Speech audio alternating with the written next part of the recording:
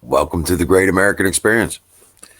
Uh, we've got several things to talk about this evening, and we're going to try and get some structure to the situation and to the channel. We're looking at potentially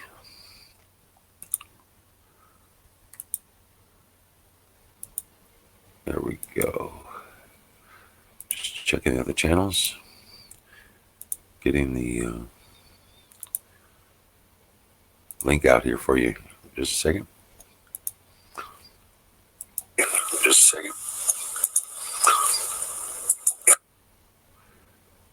All right.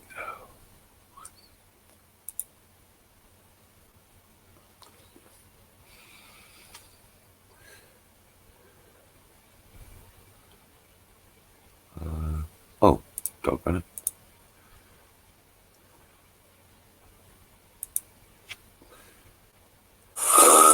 Oh, talk on it.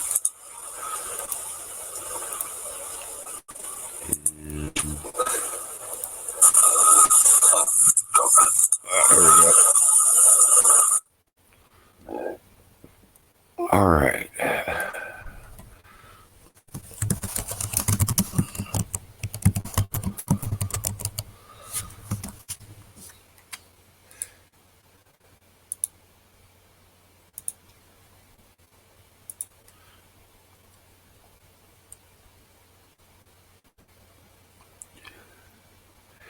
I'm doing okay. A little sad this evening.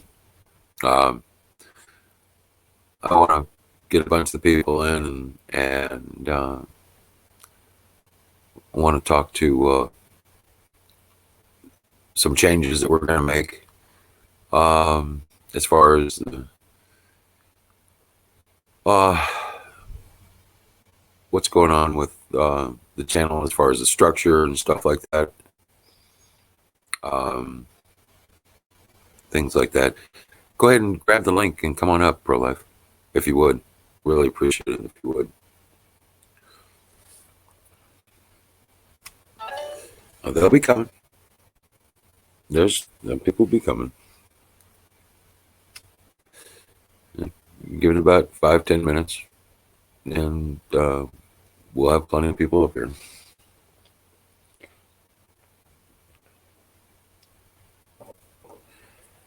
But oh, doggone it! There it is. All right.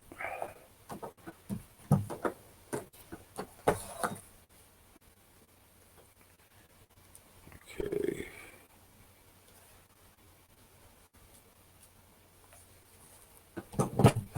Here we go. What's going on? Oh man, just going crazy. I talked to Jack today, and he has that message up on there, and on the channel earlier. Okay. Yeah. Well, I am not one of those people that said okay about any of this stuff, and I wasn't anybody who unbanned any of the people that were messing with Jack. And I don't appreciate my buddies being looked at like that and being treated like that. Oh yeah. What happened? I'm not, I'm pretty quiet about a lot of things. You know what I'm saying? I don't go off on people because they're assholes necessarily, except for don't be a dick. Right. You know? Uh-huh. But I'm not going to have my friends, and that includes most of all of you. Mm-hmm. I'm not going to have my friends being treated like that and stabbed in the back and being, just feeling miserable about trying to get on the damn show. Right. I'm sorry. And somebody that doesn't have the heart of forgiveness to resolve differences and just starts becoming vicious and mean at the other person. Guess what? You just lost the fight in my eyes. Because I want to kick your ass. What happened? Sorry. Huh? What happened? Did I miss something? I wasn't when I was around. Well, there were some things that happened. It was just kind of like Jack didn't make a big deal out of it at the time. but it's something that's been eating on him, and then these people become vicious, and they're talking on other platforms and bashing the show, bashing Jack, on other channels and all this other stuff. I'm not. I'm sorry. I try to be, the mediator in the middle ground every chance I can, trying to resolve differences and change minds. It's not done usually by force. Right. Okay. So that's been and that is generally my position. Uh-huh. Okay. Yep. But you're not going to, I'm not going to put up with, somebody that I would call him Jack a brother to me. Yeah. Now, I would try to, I wouldn't let somebody talk about my brother like that. Right. You know what I'm saying? And Jack's right. You get this around normally in situations like this, you get around face to face with the kind of shit that's going down. Somebody's getting hit in the mouth. You know what I'm saying? That kind of thing. Yeah.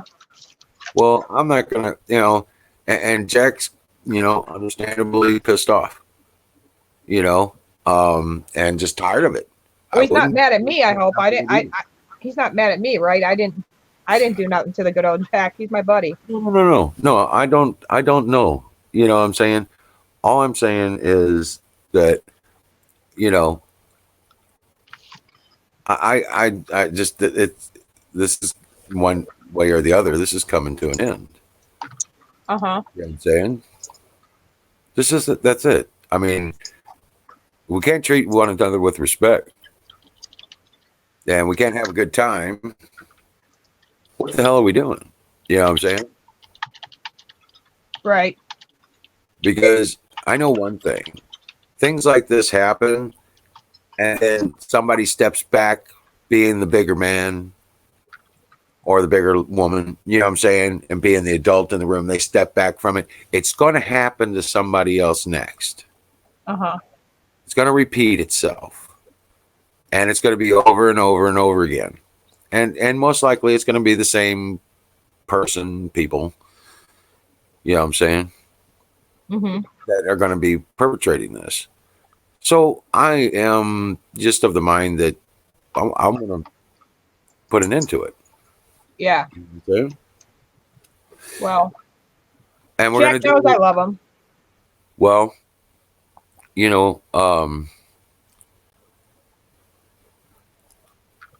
that's just, I don't want it to be a part of this. I don't want that kind of bullshit going on in here. Yeah. Yeah. I don't blame you. That's why Kevin, the banning of Kevin and Gus, that got undone when we moved over. I have a feeling it got done when we moved over to the new channel. I didn't even realize they were gone. Yeah. Yeah, they were been banned. So I don't know what's going on. Hey, Midnight Meow. Sorry, we're just doing a little house cleaning and conversation here. Hey, Rye. Hey, Z. Hey, Tanya. In the house. What's up? Yeah, Jack knows I love him. He's a smart guy. He deserves some respect. And you know why he does deserve that respect? Because he's our elder. And I grew up that even though we might not agree with our elders all the time, that we have to treat them with dignity and respect because they know a lot more than we do. They've been through it, and he's a very smart man. And I was wondering where he was for the past couple of days, Well, he's, I don't blame him. I don't blame him one bit. Well, it bothers me. You know what I'm saying? Yeah, I think he was on. Was he on earlier, or was it? Yeah, he put on with Lady Liberty, right? He put on a message earlier today. You can go see it. Okay. It's on the channel. You know what I'm saying? So, here on the game. So, I mean, you can go see it and see exactly what I'm talking about. Okay. Okay. Mm-hmm. Now, those people that he's talking about will know who he's talking about. Oh yeah. and I'm just of the mind that this is going to be nipped in the bud. Yeah. I don't And blame you. I'm going to take care of it. Good. And we're going to take care of it as a team. Right. Okay. Mm-hmm. All right. We're not going to play this drama stuff. We're not going to be, it ain't going to be like some kind of big dramatic bitch session. Right. It's gonna be, I'm not a man that worries about the problem. I work on the solution. Amen, brother. That's what I do. Okay. And we're gonna work on this solution, and correct a situation we need to correct. And those I those wanted to ask you too. Can I give away hats on your channel here too I don't see why not. to your supporters? Okay, because we all need to encourage everybody to vote, and I think that's the biggest message we can give to these people. We can't tell them we can only encourage them who to vote for and hopefully follow. But I think it'll help your channel out too. And I'm always sharing your links too. So when I'm live, I'm always telling people to whiz over here. Get it? Whiz over here. Whiz right over there. But yeah. Hey, Carpenter, good to see you, buddy. Good to see you. I can't stay because Bible study's going on right now, but I will be back as soon as my stream's over. It's going to be a short stream, and I want to watch that message by Jack too, so I can support it. So, okay, and I'll be back in a little bit. All right. all right, All right. all right. Hey, Carpenter, brother, grab the link, please. Here, come on up. Putting it in here. Yeah.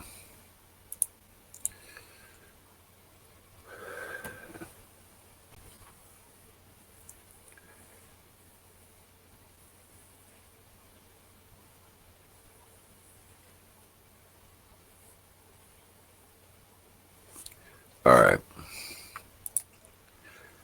Thank you. Thanks for coming up, brother. Were you getting lonely? Well, we got some business we need to take care of, brother. Okay. You hear what I've been saying? A little bit. I was in about 4 minutes late. Oh, okay. Okay. Well, you see that message from Jack earlier? Yeah, I seen that. Okay. Well, I plan on, that's what I want to talk about, and that's what I want to do something about. Normally, I thought about, just, trying to smooth over things. And I was thinking about what Jack told me. I wouldn't want it I don't want it to happen to anybody else. And I respect Jack greatly. Okay. And I wouldn't let somebody talk to my brother that way or talk about him like that without doing something. You know what I'm saying? So I completely get where he's coming from. And I'm not going to stand there and let it happen. It's not what I do. Yeah. And like I said before you came on, probably I'm always first to take the middle ground and work out resolutions. Because I'm a man. I don't deal with the problems. I work on solutions. We can bitch about what happened and bitch about this, and we can argue about that, but it ain't a solution. What I'm saying? That's right. Okay. So we all know what the problem is. We can work it together as a team and be the solution. You know what I'm saying? Yeah. Because if it's going to happen then, it's going to happen again. And it's going to be somebody else next time.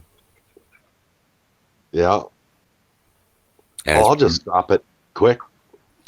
First sign, swat him in the head and tell him no. Right. And if somebody gets banned, the person that banned him is the only one that can unban him. Yep. Okay.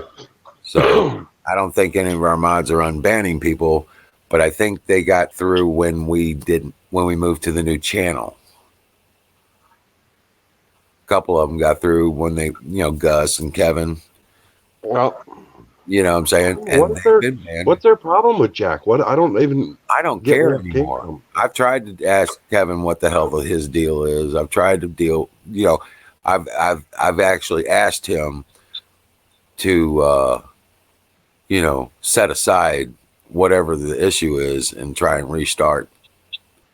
So I'm not. I don't give a damn anymore. Yeah, I hear you. Okay, so Kevin's banned, Gus is banned because they're both become, they're okay for a while, but then they become super disrespectful and abrasive to the whole. You know what I'm saying? So Yeah. I'm not gonna deal with that. So, and there are a couple others that need to be identified too, and I don't know who they are. You know what I'm saying? Yeah. But they probably know who they are. I would, if they're honest. And I don't want to see that kind of stuff going on anymore. So we're gonna set up some structure for the channel, like individual shows and stuff. Jack suggested some of that stuff as well. And that's one of the things I've been working on, trying to put together as much as possible for the last week. You know what I'm saying? Mm-hmm. Right. But Yeah. I want to make sure that that's something on our agenda to get that out of the way, because I'm not comfortable with that, with what's going on. You know what I'm saying? Yeah. You know. So I mean, there's always plenty of people in here. If it's someone you don't get along with, just don't talk to them. right. Well, there is that. Right. But don't be a dick just to be a dick. right. He said in his video he may stop in from time to time, but being a regular part of it is something he's wary of. And, Yeah. And I get that too. Um, no, we got enough mods going on, Tanya. We're not going to be. That's getting tightened up a little bit too. No, no offense to anybody, but we're going to be tightening up that stuff. So.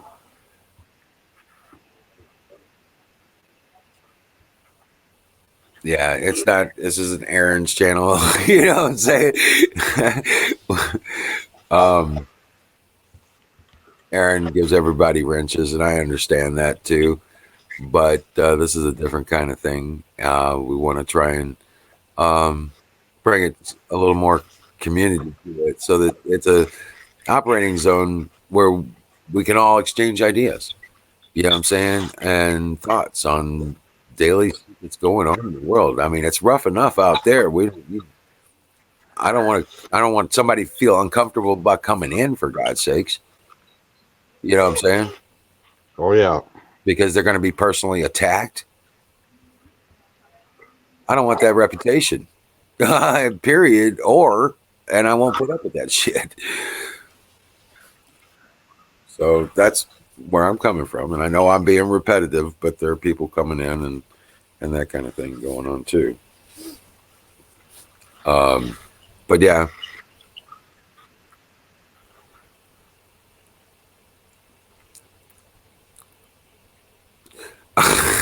Buffalo Bill. What are you? He's like, shoot me on behalf of Jack.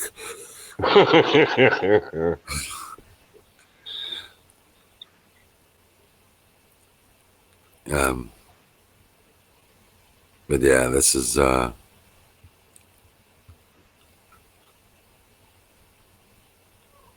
Tanya. I'm sorry, but I'm not going to play that drama. You're either welcome here or you're not. That's up to you.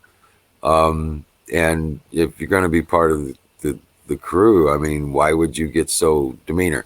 And then the other thing is, you went on line while we were on show, if you were from 7 to 9, you know, something like that, Eastern time, you know, you'd probably get most of our people. But if you're going on, you're going to go online when we go online. Well, guess what? We're already doing it, and that's kind of rude to think that our audience is just going to go over there. Yeah, we'll try and support you. We'll go and get you some clicks, but you know that kind of thing. But when you go online, you know, at the same time we are, I'm sorry, we didn't even get notifications that you were going online, and then you came in and started a whole bunch of drama about you're getting abandoned and all this stuff. No, you just bad timing.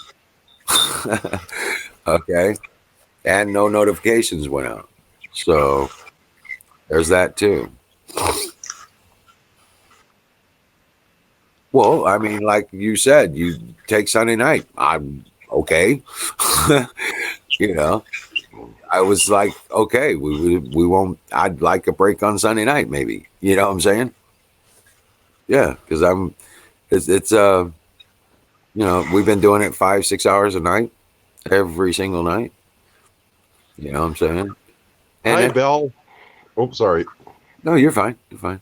Hey, Miriam. Hey, Miriam. Miriam. Miriam's only here because she's sunburnt, and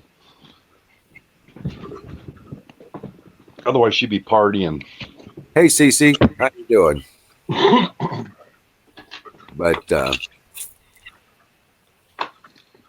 But I want it to be a team. I want it to come from the community. This is, damn it, it's not me. This is, I'm just like I said the other night, I'm a slub making the machine work. It's got to be a community effort, or it's not. You know, that's what I'm saying. I'm just one voice in a crowd, and I can't have eyes everywhere. I'm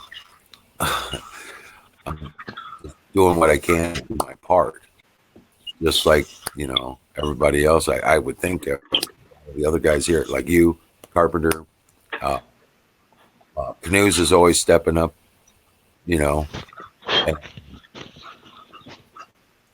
Buffalo Bill gives us a shot. You know what I'm saying? Yeah, Okay. we should get a more stable, because he's always a really good contributor. Right, right. So we've got, you know, but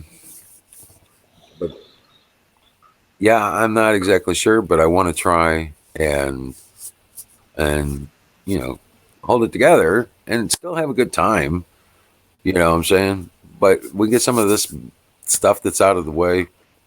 The stuff that's causing some fires in the background. You know what I'm saying? That's what I call putting out fires. Yeah. I'll put them out.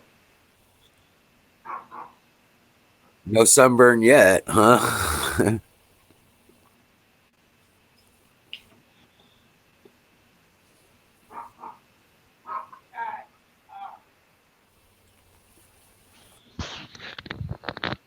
Yeah, but changing the subject. What's going on in the? What have you seen on the news today, guys?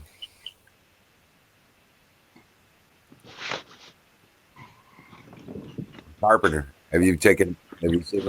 I just been kind of watching, just kind of watching them there. I think they know it's just a matter of time now. It's just,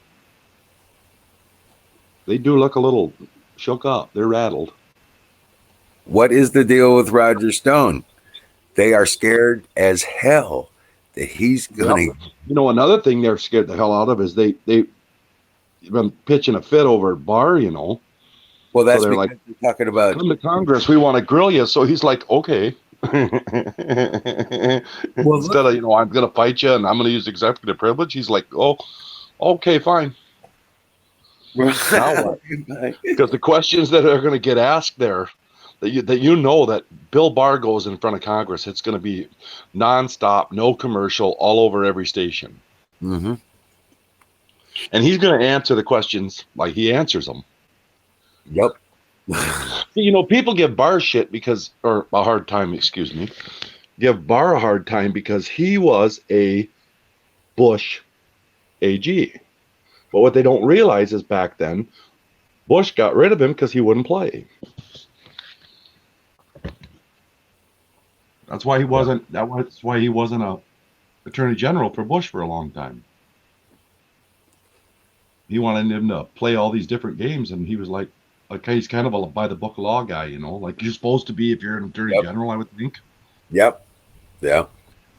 So then people don't say, well, he was from the Bush era, so he's corrupt. No, if you look back, he actually got pushed out, and he ended up butting heads with him a bunch, and then he finally got pushed out because of it. Right. See, I saw what you, and I've got, we'll get to that here in a minute. But yeah, about the real ID stuff. But yeah, no, this is the whole thing. I'm looking at the bigger picture rather than the reactionary stuff. Why are the Democrats screaming about Roger Stone? And they're screaming loud and mad and just going. I think that goes back to what we talked about last night about the criminality of the investigation to begin with, and then when you turn it around and you use it the way they did. Mm-hmm. And blatant malicious prosecution. It kind of almost textbook, you know. Mm-hmm. Well, look at what they did to Manafort. That was malicious prosecution. I don't understand why he's not pardoned or written. Yeah, he got in trouble for crime he had already been up for and got acquitted of and got let go for. Right, double jeopardy is what happened to him. Yeah. And they don't seem to realize, they don't seem to understand that they're, you know, like, because none of them get arrested every 2 seconds and thrown in jail for these ridiculous bullshit stuff. Right. Because that ain't happening. They think nothing's happening. Well, the deal is this administration's trying to do it by the book, by the Constitution, by the legal system. That's important, though. Yeah, absolutely. It all has to be by the book. It has to be. Otherwise, it's no better than them. Yeah, undisputably. No gray areas. No, it's got to be by the book. Yep. So it takes a lot longer and a lot more time, and it's a lot more effort. And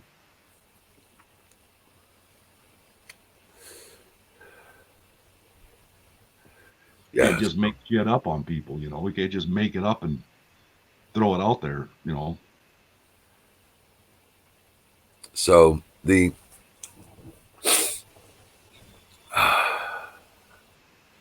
yeah, they're all shitting their britches, man. I keep thinking about that prophecy from Kevin Clement, and he rises up a single stone. Remember that name. And this was back in 2014 when he did that. Yeah. Okay, so we're in that part of it, in that Clement part, where we're getting ready to watch him rise up Roger Stone.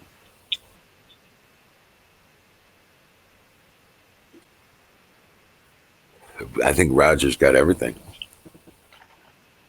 In fact, I know he's got everything.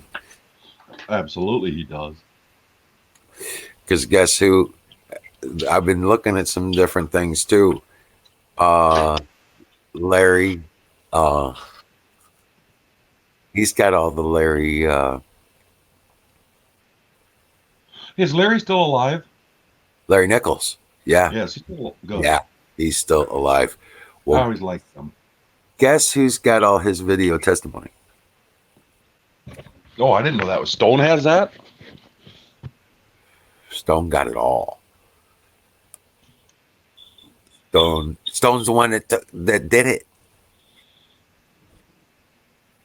He's got everything on all of them.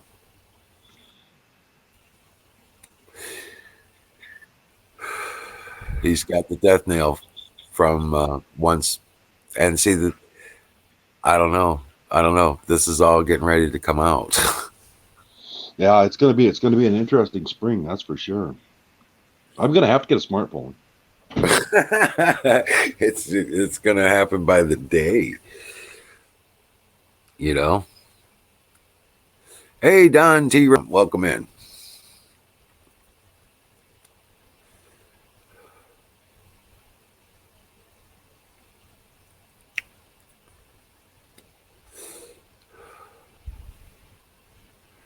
Yeah, I think so, Buffalo Bill.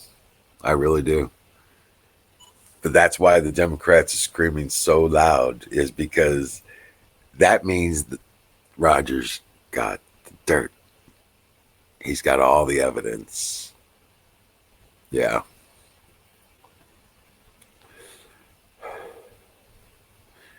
And all this stuff's getting ready to hit. Man, can't wait.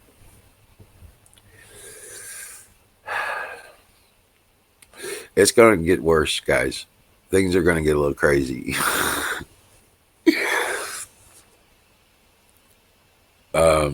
But we just have to get through it. And it'll be a better day tomorrow once it's done. These things are just, wow.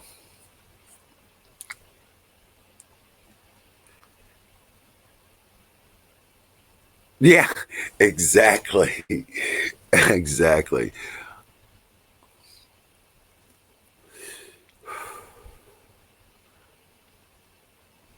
He's been in the game since friggin' Nixon and before that.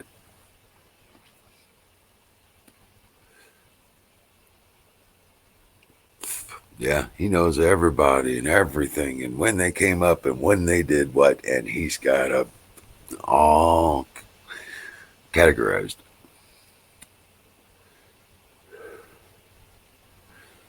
Now the real ID thing, CC, where are they trying to? I know it's a federal situation, but where is it that's what's going on with that? Do you know?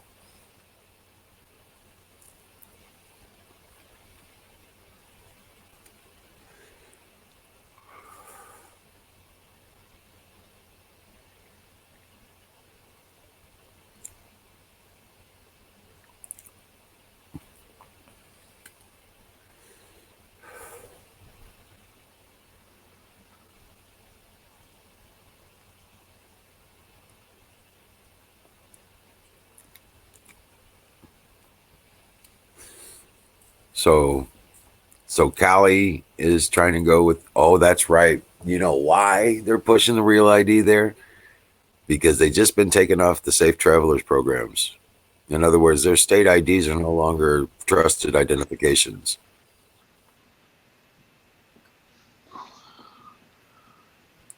Their state driver's licenses and state IDs are no longer trusted verification of identification.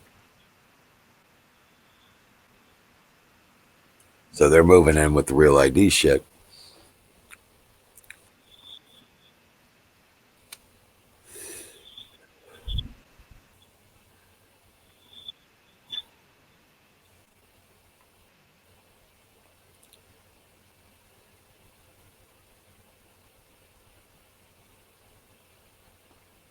Ammo.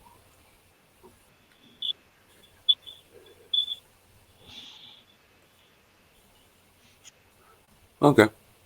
Well, I mean, I don't have a problem with that, but I've had no issues with ammunition.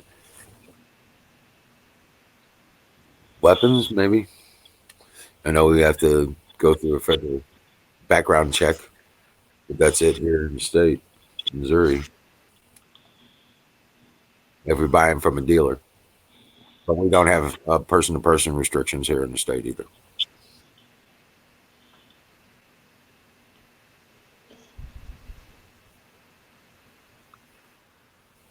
Yeah, I know Real ID has always been fed, but it gets where it gets implemented and where they're trying to activate it, that specifically is what's going on. Right. That's what I was saying.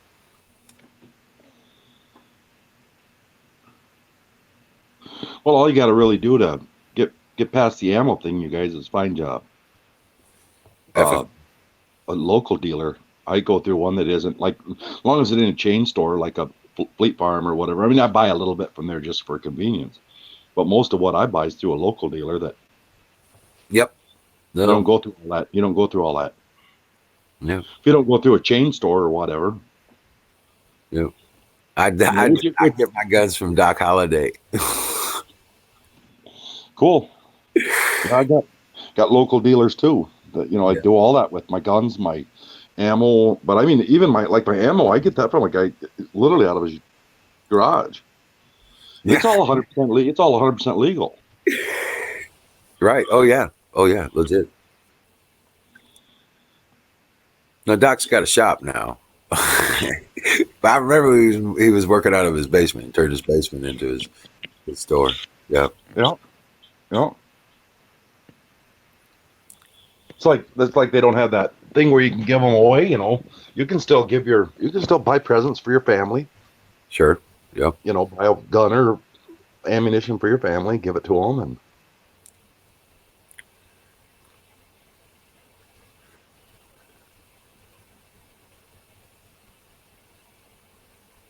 Oh yeah, you definitely gotta watch Trump too. I mean, you watch anybody.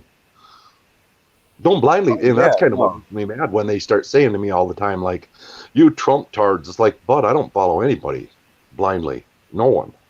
Nope. No matter if it's President Trump, no matter who I'm not following anybody blindly. But I sure do like a lot of the things he's doing are pretty. Yeah. I like the shit he's done so far. Mm-hmm. Yeah. Best thing we've seen my lifetime. Oh yeah. Yeah, definitely. First time it's actually went the other way. It's actually like that time when he said, what did he say, for every regulation that was passed, he was going to get rid of like 2 or 3. Yeah.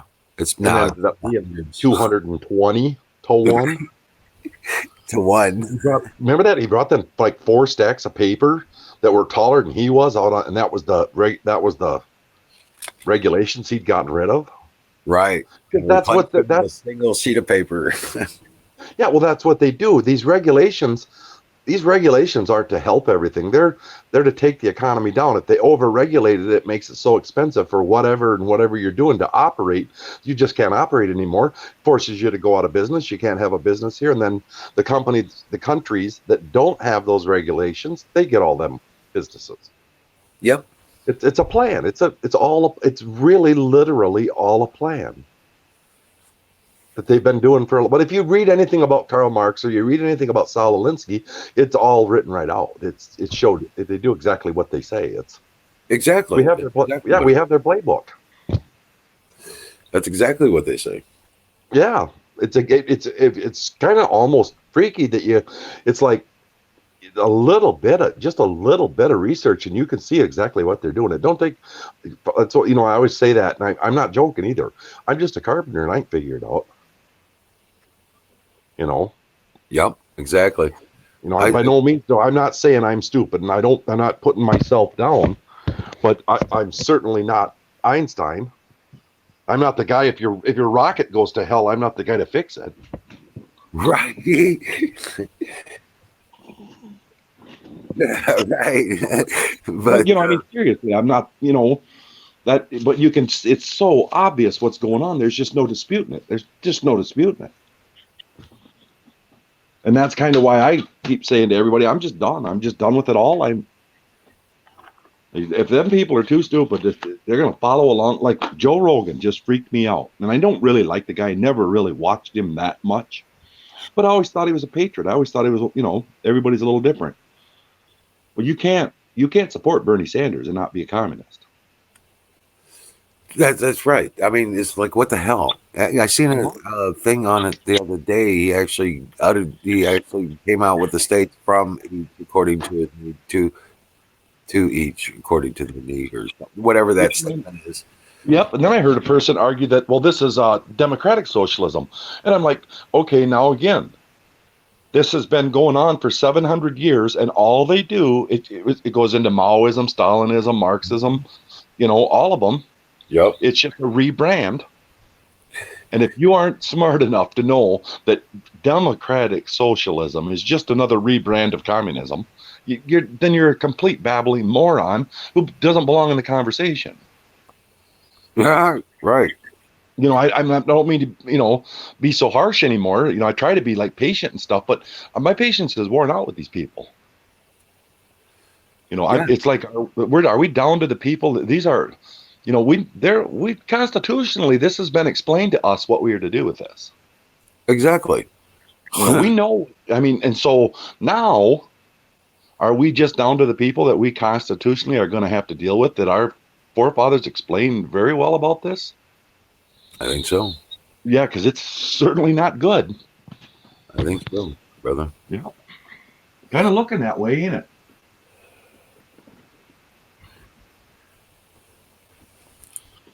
Fucking 13 degrees below zero here, you guys. Jesus. It's supposed to get down to 7 tonight here. Yeah, there's a 15 to 20 mile an hour north wind. So I suppose it's 30, 35 blowout wind chill factor. Yeah, it's going to be below 0 wind chill factor here. Guaranteed.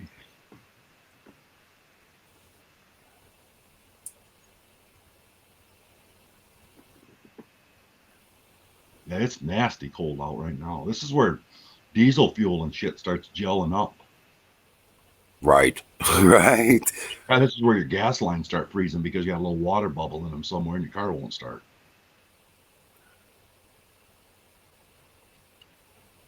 God, I hate Minnesota this time of year.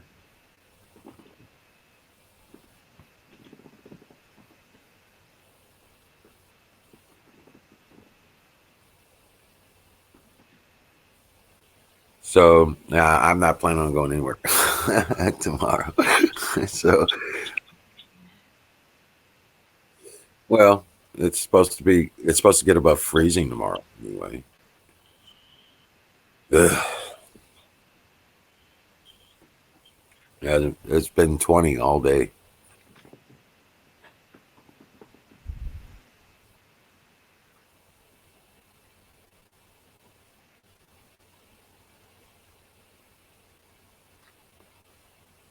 But there's this real ID thing. I don't know. I don't know that, with all that, I know all the areas it can go and all the places it can go, but I don't know that there's really any other choice, you guys. They've subverted everything. They've perverted everything. They've corrupted everything, all of our other stuff. That I don't know what else you do. Well, I'm kind of seeing it as no longer the driver's licenses and stuff like that going to be issued under a state. I mean, it would have to be that way. That it'd be a federal license for driving rather than a state license. Yeah. And that might, under the right leadership, that could be a good thing. Yeah, a lot of that makes sense because, going like I read an article one time where a guy was moving to New York, just moving to New York. And like all of us, they got he had handgun or whatever, but like that's nothing new to any of us. Everybody knows someone. If you don't have one, you know someone that does. This guy was just moving. It was packed away in his U-Haul trailer or whatever the hell he was using. It was packed away. They were going to throw him in federal prison for it. And he's like, I didn't even know. I've had that forever. I just packed my stuff and left. Say that again. He did what? So he just packed his gun like you'd pack your shoes or your your lamp from your bedroom. He just threw it in the U-Haul and was moving. He was just moving. The guy was just moving. He didn't know that it was some federal offense or whatever, that this was considered a hidden weapon and all this bullshit that whatever their state says. I don't know what their state says, but he broke their state law. Yeah, that's right. I remember that was in New York where they got the guy, or New Jersey. Yeah, damn near ended up in federal prison over it, or not federal prison, state prison over it. Yeah, right. And all he did was move. Yeah, and he was just moving. It was just a job. He got a different job. Needs to stop. We need, what is that constitutional carry is what we need. Yeah. And all that is that can't be infringed.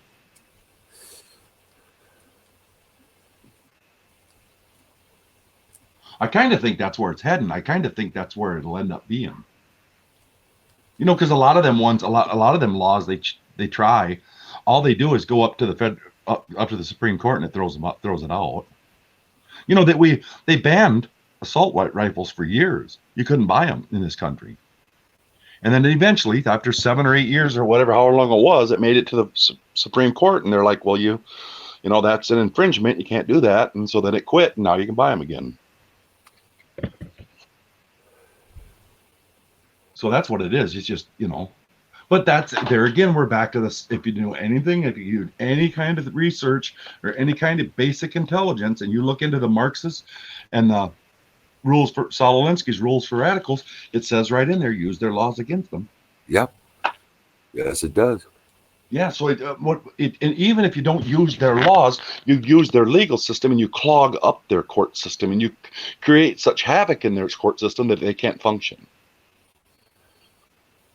So it comes out in different ways, but that's basically what it is. They're just use their laws against them. Correct. That's what they're doing. And they exempt themselves. Absolutely. Absolutely. I mean, Comey stood up there, for God's sakes. Comey. That piece of shit. He stood up there for what, 10 minutes listing off the shit she did? Yeah. What did he call it? Basically, the Webster's Dictionary version of whatever the wording was they used. What was that called? Oh. And he called it something else. A lapse of judgment. Yeah. Lapse of judgment or and there was actually, and that's actually the actual meaning of the legal term that he didn't use, because if he used the legal term, I mean, that's the kind of bullshit. That's right. Using their laws against. Tried to play it off like intent mattered. Okay. Yeah. Okay. It doesn't. The statute says intent is not an issue, period. Whether or not they intended, they did it. Yeah.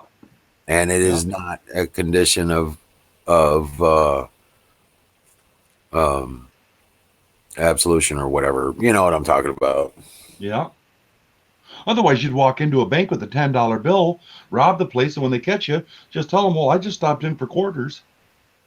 And it just worked out. I didn't intend to rob them. I just, you know, everybody was here and there was a bunch of money in the drawer, so I thought, well, I'll take some. Right. So I grabbed and ran. Yeah. Yeah. But I didn't intend to. Oh, okay. Oh, in that case, you have a good day. We'll see you later. Yeah. Right. Come on. Come on.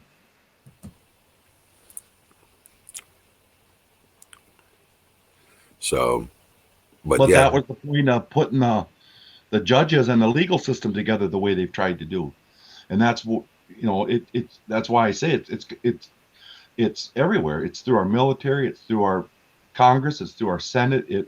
One time it was in our White House. It's all the way down into our local governments. Yeah. See, the thing is that judge should have recused herself right away. Absolutely. Well, I mean, she had a bias.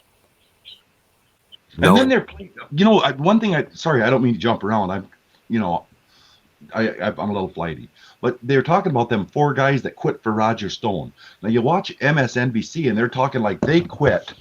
These 4 guys quit because this was just a travesty of justice, and we can't have that. So my morals are so high that I am not going to be a part of this. My ass. They know they're going to get busted for what they did, so they're bailing out. Yeah. Come on. They're like, fine, we're out. We're not doing it no more. Yeah, they're scared is what it is. They know they're caught at what they've done. Yeah. Yeah. Well, Barr even said that when they came to him, when the issue came to him, that he said, no, 7 to 9 isn't right. You need to come up with something, you know, more appropriate, and turn around, and then they went for the 7 to 9 anyway. And that's when Barr stepped back in and said, no, that wasn't the situation. And then, yeah, that's where we are right now, dealing with that fallout. So it's like, and the Dems are screaming. The only reason we know about this is because the Dems are bitching and screaming, this guy's going to get off,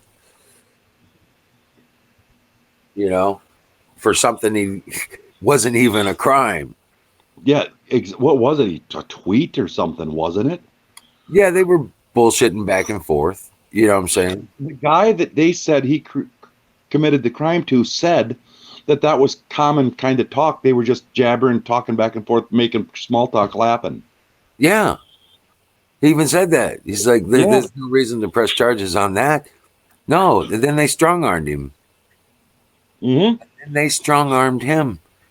Yeah. To do it, threatening his livelihood and family. You're going to do this just like they did. And you know, that's a telling thing, too, because guess who else had leverage against them enough for him to testify against Stone? Yep. Yeah. Talk about somebody with some shit on them. Yep. Yeah. Mr. fucking Rusty guy. Yep. That's dirty, dirty shit, man.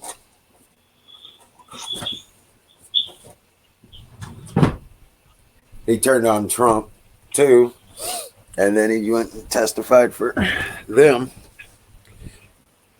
Because he got some dirt on him. Yeah. He got I know which one. Yep. What was his name? Steve Bannon. Yeah. Yeah. Piece of They shit. must have got back to him, though, because he's kind of coming around. So they must have said, oh, wait a minute there, bud. Because he's kind of coming back around a little bit. Well, you know, the control, you know, they said one time they have it all. That must mean they have it all as in, I would take it that means all as in all. Like, if you have 12 pieces to a puzzle and you have all the pieces to a puzzle, that would mean you have all 12 pieces. Right. So why the hell are they waiting? No, I don't think they're waiting anymore. And I think that's what this big blow up is all about. But Trump's going to have to get. Well, he sounds a little short lately, you know. He sounds a little short. He sounds a little sick of it. You know, so maybe that's where we're headed. Maybe that's what's going to happen.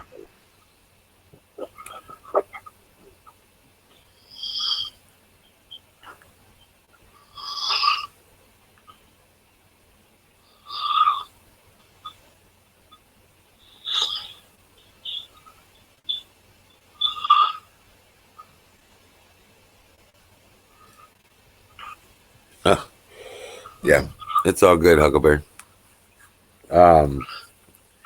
Yeah, this is you know, if I didn't see things through the eyes of of the information from perspective of I can understand it, because I can understand what's going on without having a context for it. You know, it's where most people are. And I step back and see things in a bigger perspective, like through prophecy. You know what I'm saying? Because the way things look on the surface right now, it's a wavy, crashy bunch of storm and weather. You know? But like I said, we always see the negative stuff because they are the ones promoting the negative stuff. Yeah. But we don't see the good stuff on the backside, the lessons learned. Yep. So, you know, because it's like this virus thing. You know,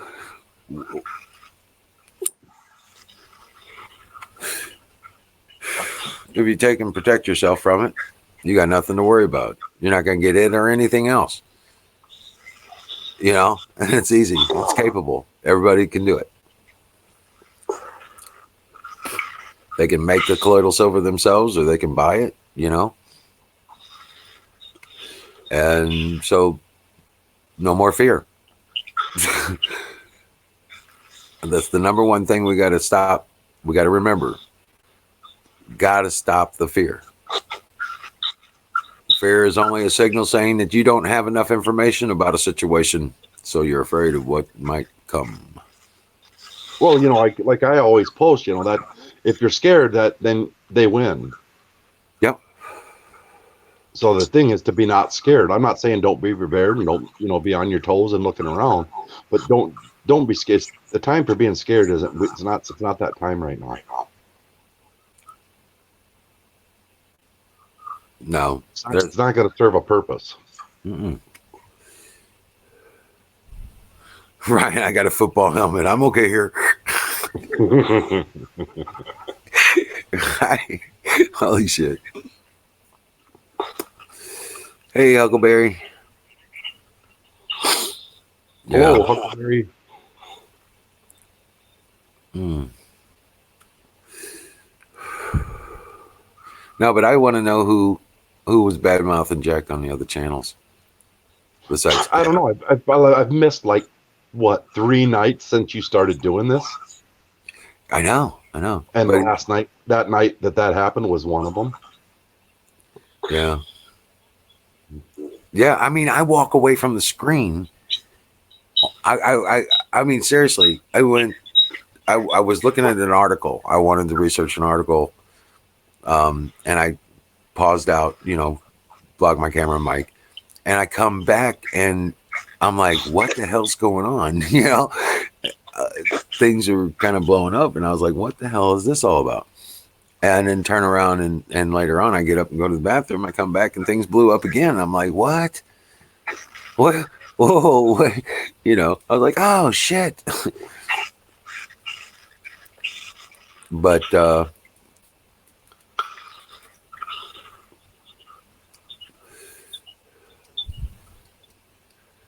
yeah, I just, you know,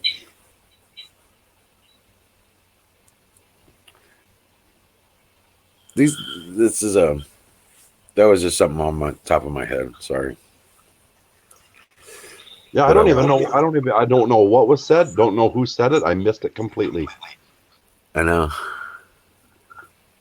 But I guess I have to go back and review it, I guess, or something. But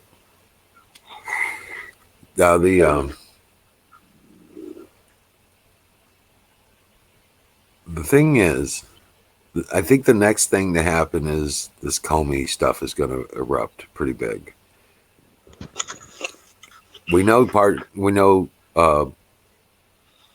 Stone's probably not going to spend a day in prison or jail, whatever. This is going to be a travesty situation, and he's going to be pardoned before he spends a day in jail. And then isn't he going for he's trying to get a new trial, isn't he? Yeah. He's trying to get it a new trial or an appeal. And I think that the appeal will probably be the way they go. And then when it's overturned by a proper court, then then he's going to be on the high seat right there. You know what I'm saying? As far as that goes. But I don't think he's going to spend any time in jail. So it's just now that Trump is all about it, you know what I'm saying? Yeah. At least it's in the forefront. So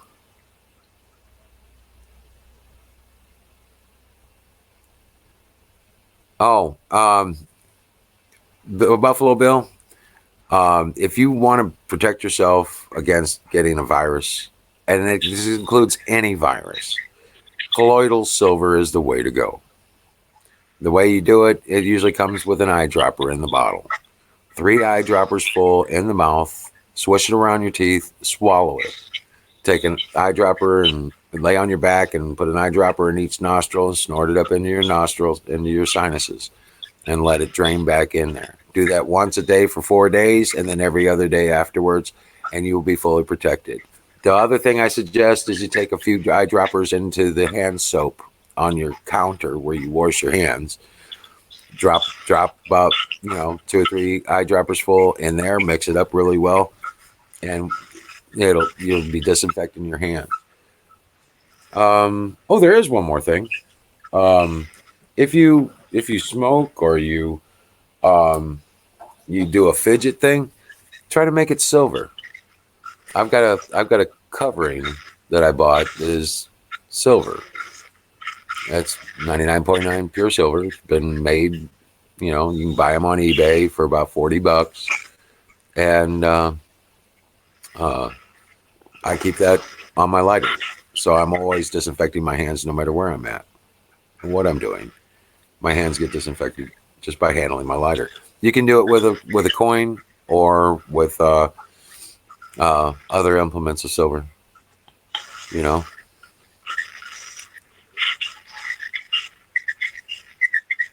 But that's how you do it. You also want to have a bit of iodine in, like nascent iodine. Do a regimen of nascent iodine. The iodine will supercharge your immune system, and it will help take care of you. It takes a few days for it to start working, because it's got to work into your system, replacing what you may not have had properly in your system before. But the iodine and the silver, the colloidal silver, is the shit. You won't catch any virus. You won't get any sinus infections. There will be no more sickness. You won't be sick anymore.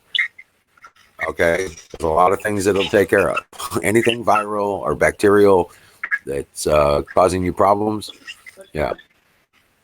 The only warnings against silver: don't drink a whole bottle of it. It ain't going to do any good. It's going to go through and it's going to clean out your gut flora. No different than any antibiotic you've ever been taken from a doctor. Only you don't have a choice with the medicines and the antibiotics that the doctors assign. They will clear your gut flora, and then you spend 3 weeks building it back up. Okay? That's about the worst thing that can happen out of taking silver. Okay? About what you have to deal with taking antibiotics from a normal pharmaceutical industry. So there's no damage that's really going to happen. It's going to pass through your system no matter what. That's why you got to keep taking it. But not only does it kill on contact viral and bacterial agents, it also cleanses them out of your system. It kills them, and then they stick to it, and it passes through your system, and it expedites it out of the body. So yes, there you go. Hey, Bizarre Conservative, welcome to the channel. That too. Right. So silver, not just a great investment. Mm-hmm. It's also good for your health. They don't talk about it, but years ago they used to in the bottom of milk bottles, they had a little silver coin in the bottom of the milk bottle. That could last 3 times longer than it would any time else. Yep. Eating from he grew up with a silver spoon, and then he had a healthy childhood. My grandma talked about doing that when they used to have ice for the ice boxes, and sometimes the ice guy wouldn't deliver. Yeah, and they put silver coin in the milk, keep it good. Mm-hmm. Yep. Hey, Bizarre Conservative. That's crazy. What's up? Just going crazy. Just another day in paradise.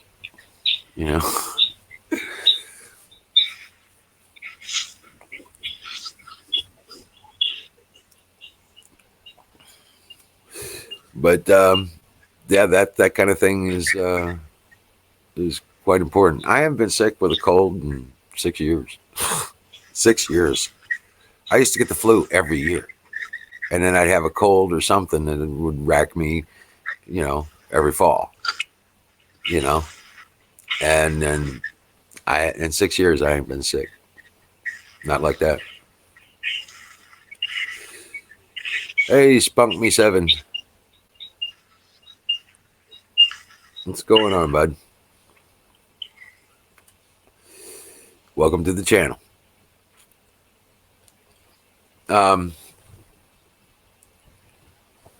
But the stuff with Roger Stone,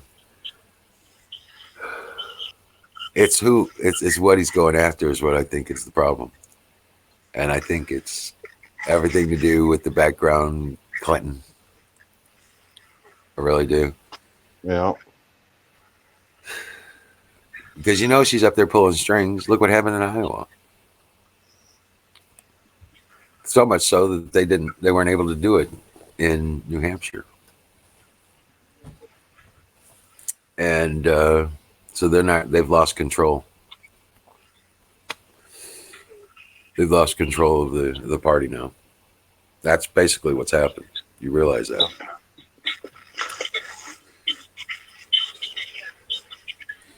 So they're not able to control that situation, and the communists are on the move. Guarantee you they're going to do New Hampshire or South Carolina as well. Bernie's going to come out, and they're going to try and pull off a Hitler.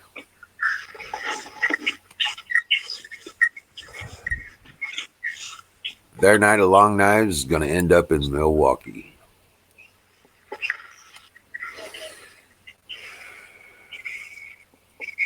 You ever think of that? Something. Well, their night of long knives is going to be Milwaukee. Because Hillary's going to try and step up and take over the party again in the convention, along with Mr. Moneybags from New York. Yeah. And they're going to say, look, this is just the way it is. And they're going to push Bernie out. And then all of his comrades are going to activate. That's what they're talking about. That's the stuff Veritas exposed. Makes sense. Fits with prophecy. It sure does.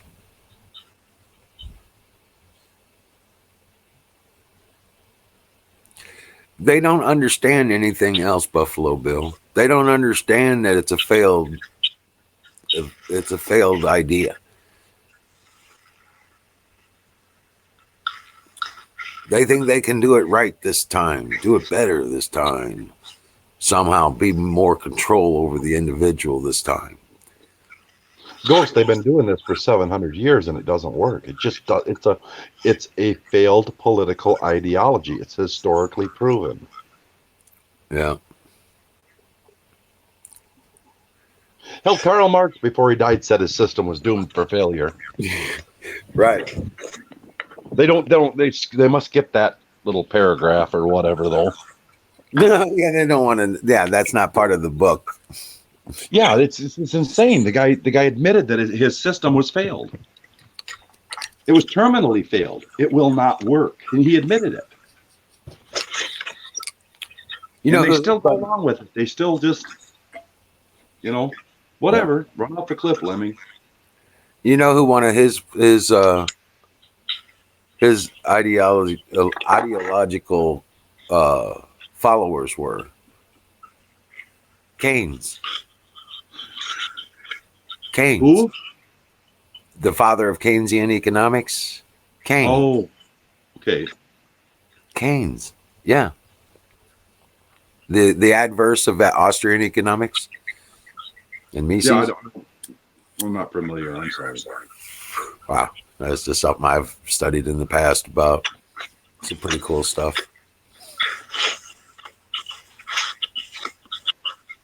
But there's a video out there of actually one of the debates, some of the debate and stuff. It was a mock debate, okay, between Keynes and Hayek. Okay, and they're talking versus Keynesian economics versus Austrian economics, right? And it's a badass video. I ought to get the link. It'll help people understand the differences in economics, it's done in such a way that an average person can figure it out, and it's done pretty well. But in fact, let me find that, because that is so. It is. It's really quite eye opening. Is that me? It's got to be me. Oh, that's somebody. That's a phone thing or something. Yeah, it ain't from here. That was weird. Okay. I'm looking this up. But there was there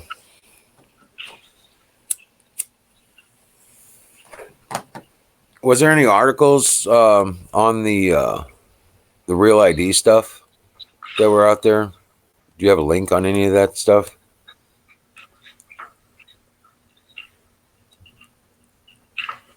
I'm asking chat.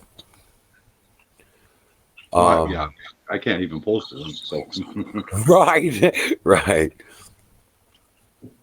Although, you know what? Mal's here. I could ask her. Hang on a minute.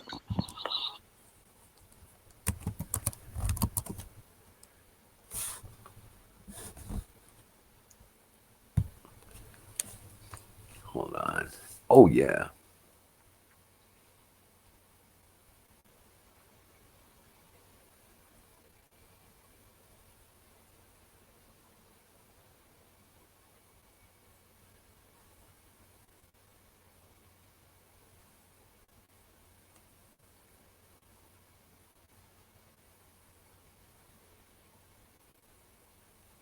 Okay, this is it. This is the one right here. I want to bookmark this. This is awesome. Hold on a second.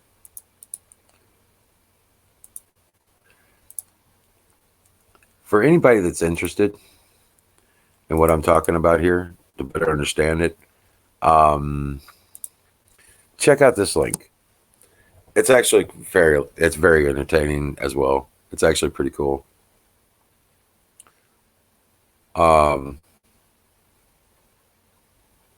Oh shit. Oh, Carpenter, you fell out. I picked my tablet up and it's got that one side, and I put my thumb on I hit the red button. Yeah, don't hit that red button. But yeah, I put that link up there. That's that. I almost want to put it up, but it's on a YouTube channel. It looks like it might be monetized. I don't know.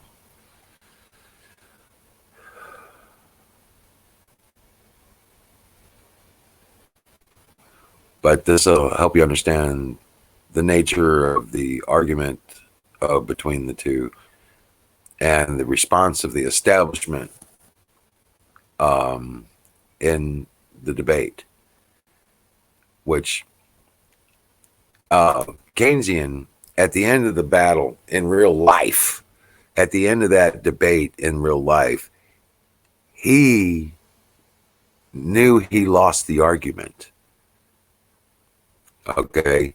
He knew he lost the argument. The Keynesian model was flawed. It would never end well. Okay. And there was no equilibrium. Once the ball starts rolling there, it's going to hit the wall. You know what I'm saying? Period. That's, whatever happens in between is what happens in between to keep it going until it does. He knew he had lost the argument. And the establishment backed him anyway, because it was expedient and immediate benefit to them. And you'll see that at the end of the video. He's like, I don't understand. Why? He knew he lost the argument in real life. And even they even subtly put that kind of stuff in the video. So it's actually quite interesting and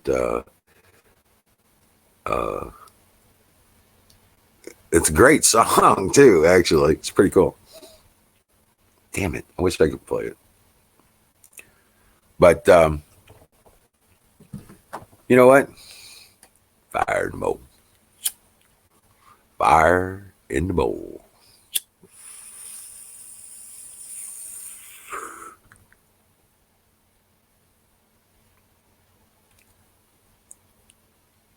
All right, Ryan. You have a good one. God bless you. Dream well, Patriot.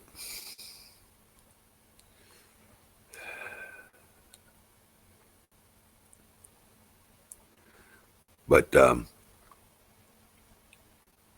when the things hit the fan,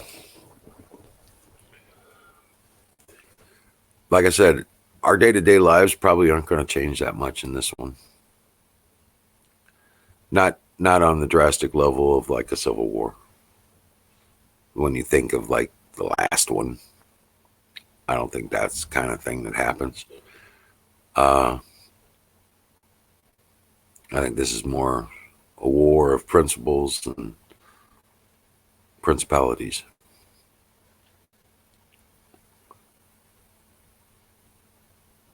and power. But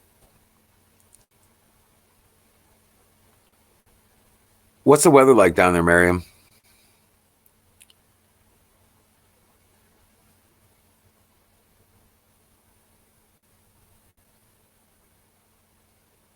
I'm just curious what temperature is. It's got to feel better here.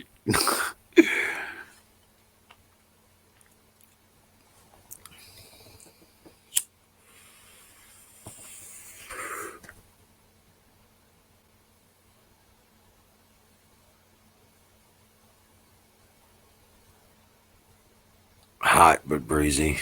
Ugh. Cool. At least somebody's warm.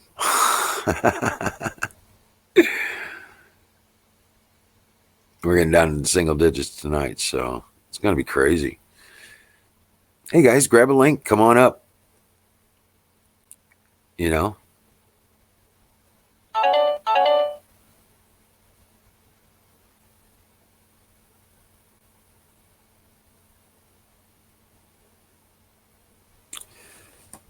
Grab a link. Come on up. We need, oh,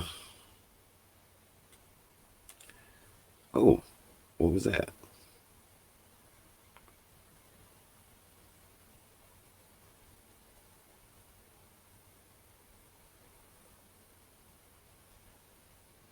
Huh.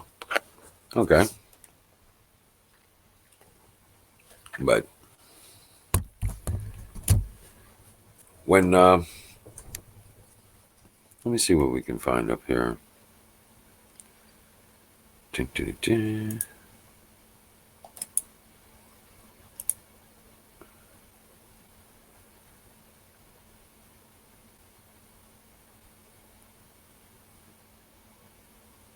Trump's got Arizona coming up on the 19th and Colorado on the 20th.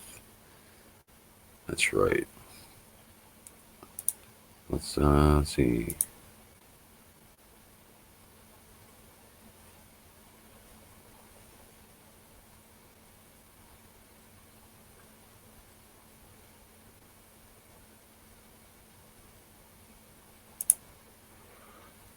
No, not there.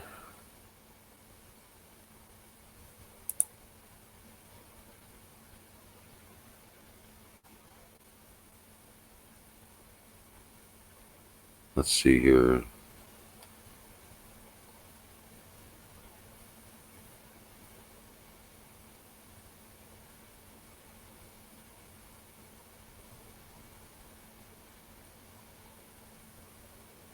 Huh.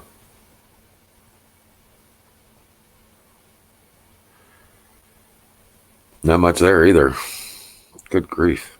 Let's see here. That's been down.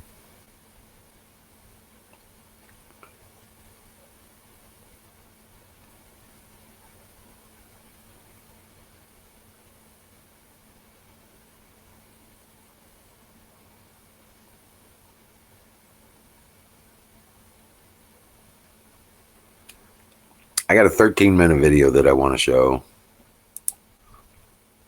Let me see here. You are extremely unlikely to be killed by...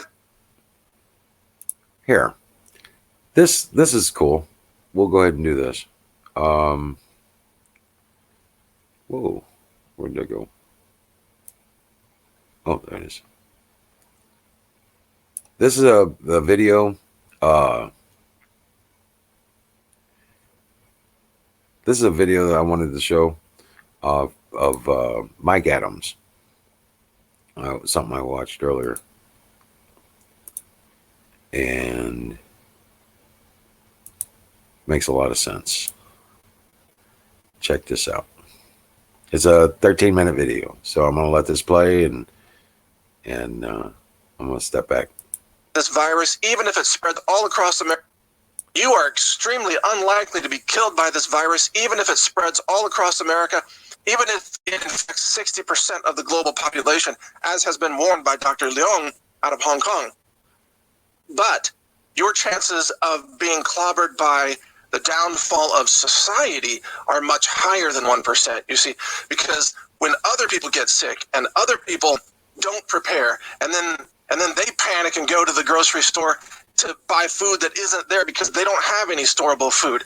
They freak out because they've never thought about self-reliance. They depend on the government, and they think the government's going to come save them. And they don't even have a means of self-defense. Those unprepared masses are the biggest threat to your safety and survival. All right, welcome, everyone. Info Warriors, the real patriots of America. This is Mike Adams here, filling in for the 4th hour of the Alex Jones show today. I've got a lot of great information for you here. And first of all, let me just say the callers to the show are truly amazing. It's amazing how much information that you get and how you're observing and you're thinking critically about the world. And yet you live in a world, and you know this, where so many people, their eyes just glaze over, they're hypnotized into zombie status somehow. I was actually talking last night in a private conversation with a very high-level finance person who's a big name. You would know them. They work with people who manage, I don't know, hundreds of billions of dollars. And they were asking for my take on things because they said they were talking to people, and it was like talking to zombies. And I said, yes, those people are what we call non-player characters, NPCs, from the old role-playing games.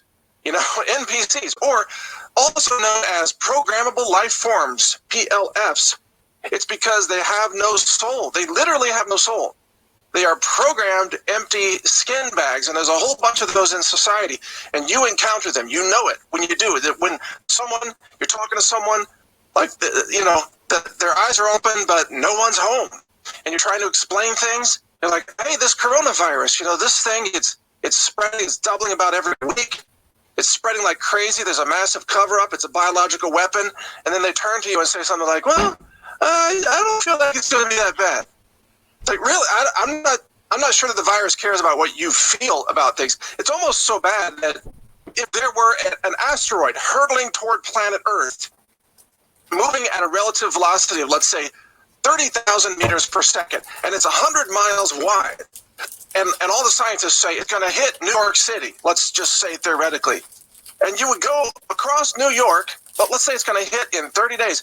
If you were to go to New York with a microphone and ask people, hey, what do you think about that giant asteroid that's going to hit the city here and basically destroy all life on Earth? What do you think about that?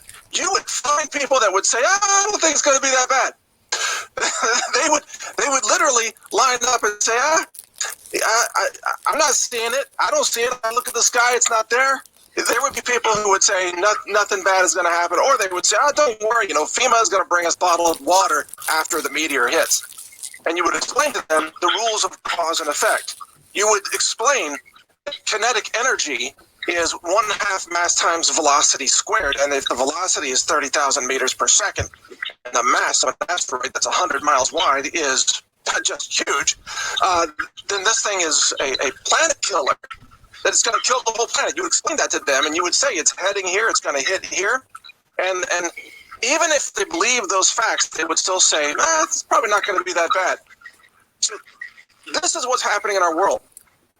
Whether we're talking about the coronavirus or the coming financial collapse that will happen probably within our lifetimes. We don't know what year, we don't know when, but fiat currencies collapse. It's going to be devastating. The debt pyramid will collapse. The spread of this disease is devastating. But the average person does not prepare because they can't fathom these things happening. So in this hour today here on Force, I'm going to share with you why you don't have to be worried about the coronavirus killing you, because I will talk about some natural molecules found in nature that easily halt this virus. I've been doing some research on this, working in my lab. We know about some natural cures already, things that work, things that you can do today. That doesn't require buying anything, just changing what you eat. I'll talk about that here. But realize that other people won't be prepared. Other people are living on total junk food. They don't believe in nutrition. They don't believe that this virus is spreading because for some reason they think that communists in China always tell the truth, which is insane. They think the WHO is telling the truth. So the real big picture here, folks, is that this virus probably won't kill you because you will be informed, because you're a listener to this show. You read websites that help keep you informed. We can teach you how to survive this. It's not that difficult. Even if you do nothing, your chances of survival are 83%, all right? Because it's about a 17% kill rate, maybe a 15% kill rate. So that means your chances of survival are 83 to 85% if you do nothing. If you take some nutrients and change what you eat and do some of the things I'll recommend here, your chances of surviving an infection go up, in my assessment, to at least 99%. At least 99%, maybe even better. So you are extremely unlikely to be killed by this virus, even if it spreads all across America, even if it infects 60% of the global population, as has been warned by Dr. Leong out of Hong Kong. But your chances of being clobbered by the downfall of society are much higher than 1%, you see, because when other people get sick and other people don't prepare, and then they panic and go to the grocery store to buy food that isn't there because they don't have any storable food. They freak out because they've never thought about self-reliance. They depend on the government, and they think the government's going to come save them. And they don't even have a means of self-defense. Those unprepared masses are the biggest threat to your safety and survival. So that's the theme of today's show here, at least the hour that I have been given and that I humbly serve the audience of InfoWars here today. The theme of it is, you won't be killed by the virus. Do some simple things we'll talk about, but you're still living in a world where most people are unprepared. They're unprepared for the pandemic. They're unprepared for a grid down collapse, a solar flare, an EMP weapon, totally unprepared for a financial collapse and all the other things, the scenarios that we've talked about over the years. So your job is to think beyond the pandemic, think beyond the coronavirus, and think about secondary effects and how those could impact your life. This is the time to be a prepper. This is the time to have extra supplies before they're sold out. This is the time to take steps for self-reliance that do not depend on dialing 911 and having people show up to rescue you, because that is very unlikely to happen. I'm also going to talk today about how China is certain to turn this into a biological weapons attack against the United States. Because if you think about this, after this sweeps through China, they may lose 15% of their population, but after that's done, all Chinese in mainland China are now immune, because you're either dead or you're immune, one or the other. After everybody dies, they've got 85% of their population, let's say, that's immune. Now China can launch this as a weapon against any nation. They could even launch invasions of nations because their troops will now be immune to the virus. So by paying the price of allowing this to spread across China, which is exactly what they're doing, they are creating a nation, the world's first nation of immune citizens. And trust me, China will weaponize this. They will deploy this against the United States. And there is nothing that the U.S. can do to stop this virus if it is weaponized and deliberately released across 100 U.S. cities simultaneously. Even the CDC would tell you, they would admit, there's nothing that they can do to stop that. The CDC's ability to stop this depends on compliance from people who don't want the virus to spread. If you have people that come in and deliberately want it to spread, there is no containment that's possible. There is nothing the CDC can do to stop that, and they would admit that. And believe me, at the highest levels of government right now, inside the Pentagon, inside the State Department, inside the National Security Council, they know somebody is going to harvest this biological weapon system, this coronavirus that was engineered, and they are going to release it in the United States as soon as possible. Are you ready for that scenario? Are you ready for a malicious assault against our country using this virus that, frankly, some people in China, they believe falsely, but they believe that the U.S. dropped this on China. They think it's a bioweapon from the U.S. So, of course, they want revenge in their minds. They're going to deploy this against the United States. We'll talk about that scenario and some very practical things that you can do to protect yourself against this infection when we return after this short break. This is Mike Adams.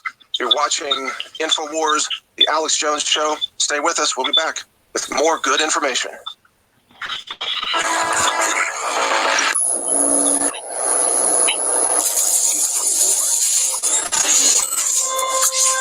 The most banned network in the world. Something big's about to happen.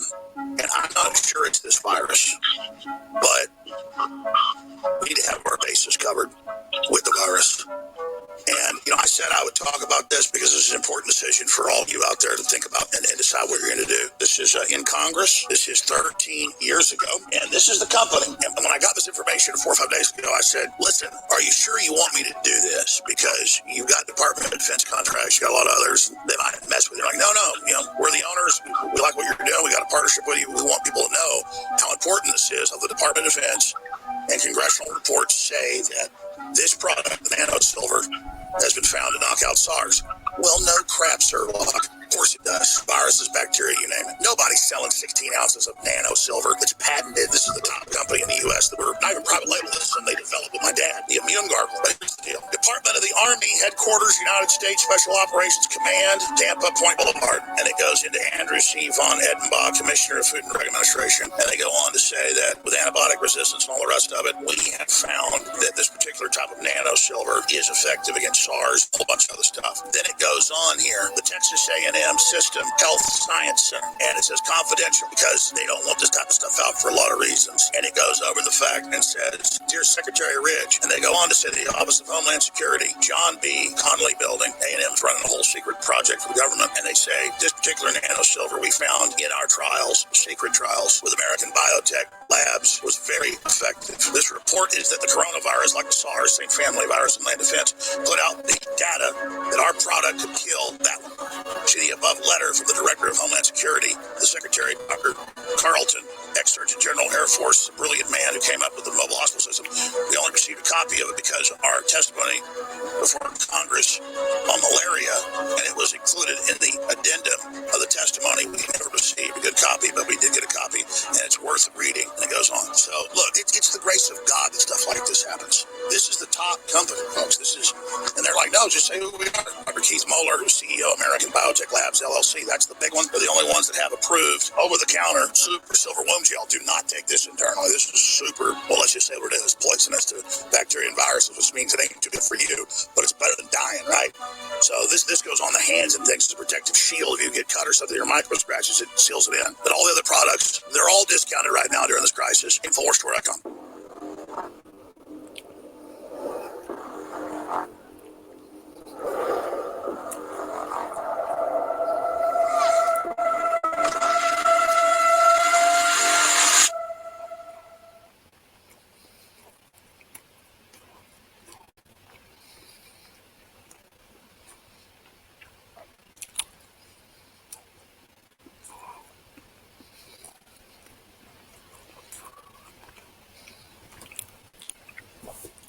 Yeah, there you go.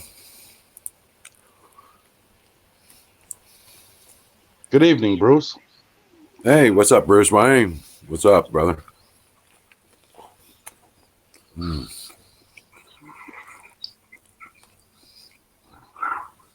Sorry, I had to get something to eat, man.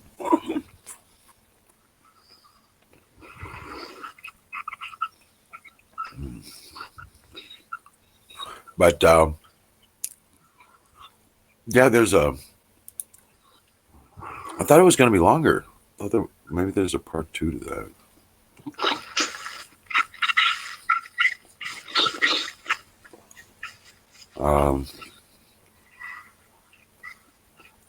Yeah, that wasn't the whole thing.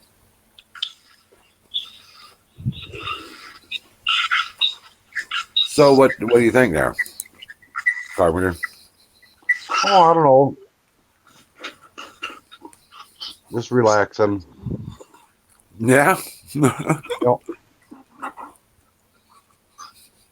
It's cold, kind of a lazy day. Yeah. Forcefully. And I want to get bed. I want to get a new bed, but I'm not going to monkey with it when it's 20 below out.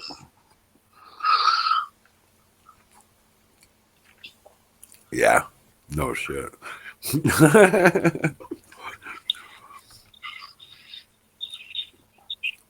So wow.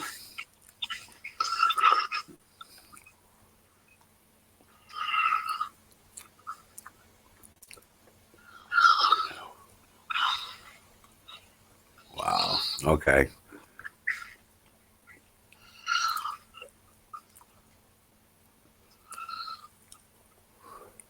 So wow.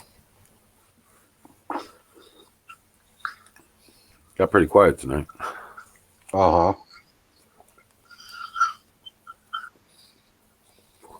I wonder what Canoe's doing. Working? Yeah, he's probably still at work. Yeah. But yeah, he's usually like 10:30. I'm just feeling this. I'm just feeling out of energy, man. I've got me a sandwich, though. Badass roast beef Nice. and pepper jack. Mm. Mm. There we go. What's up there? That one guy. Hey, There he what's happening? is.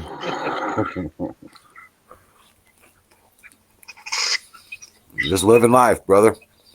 One day at a time. Yeah.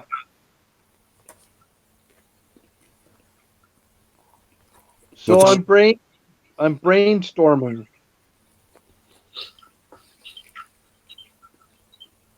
I'm Okay. What's the brainstorming problem? with Huckleberry. Huckleberry's giving me ideas.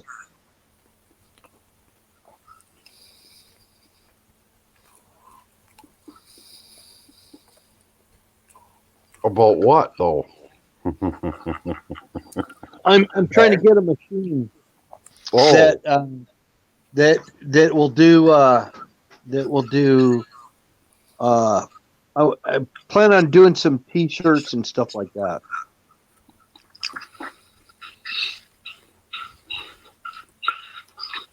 So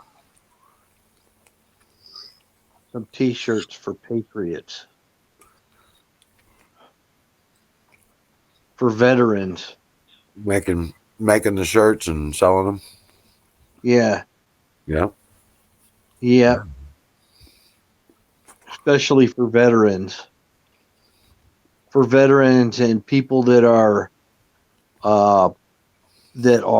appreciative to veterans, giving them t-shirts also, maybe selling them. I don't know. I got to consider probably charging for them to begin with, and then later on see if I can start to produce overages where I can actually make enough where I can give them out. Right. yeah. That's the goal. Yeah. That's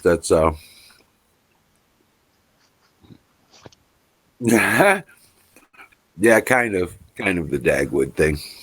Just a big old thick thing of. Wow. I got the brown mustard on here and horseradish sauce. So even non-veterans that are like honorary type of friends to veterans, like Carpenter over there. I think Carpenter could probably use a T-shirt, a Patriot T-shirt. Oh yeah. You should get one that says God forgives the patriots get even.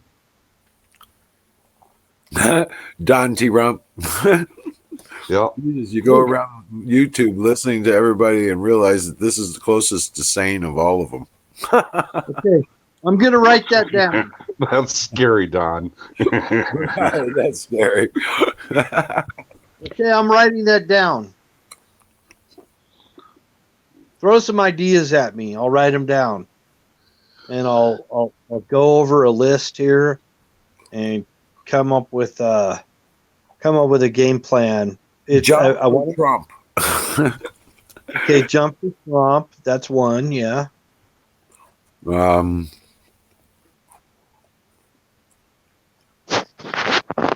about girl? What do girls have to throw into the bucket here?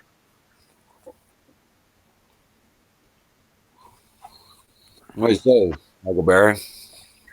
Huckleberry, throw one at me. Come on now.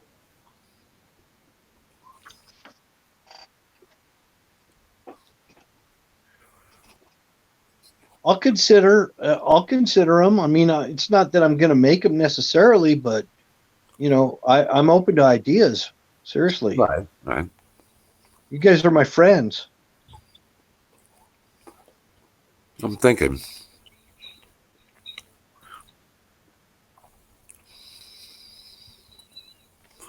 He wants an idea for T-shirts. I say we do an eagle, and yeah, do an eagle or a shadow of an eagle, and I don't know, put a donkey down on the ground, or in his claws.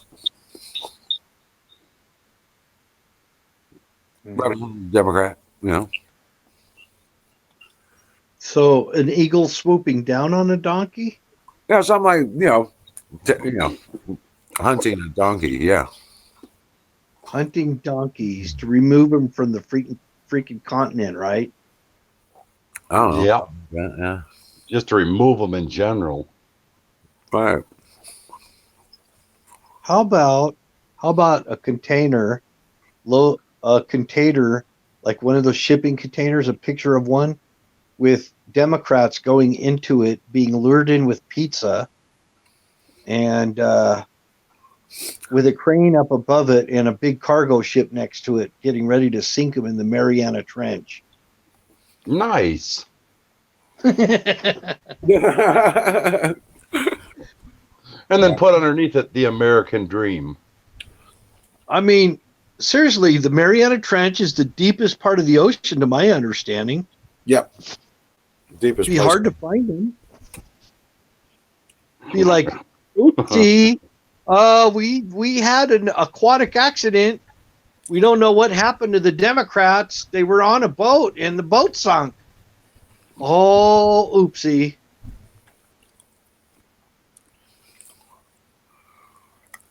No. It was a storm that suddenly came up. What kind of excuses could we come up with? A storm suddenly arose and the shit barge accidentally sunk in the Mariana Trench. And it happened to have Comey, Hillary, all of them in there.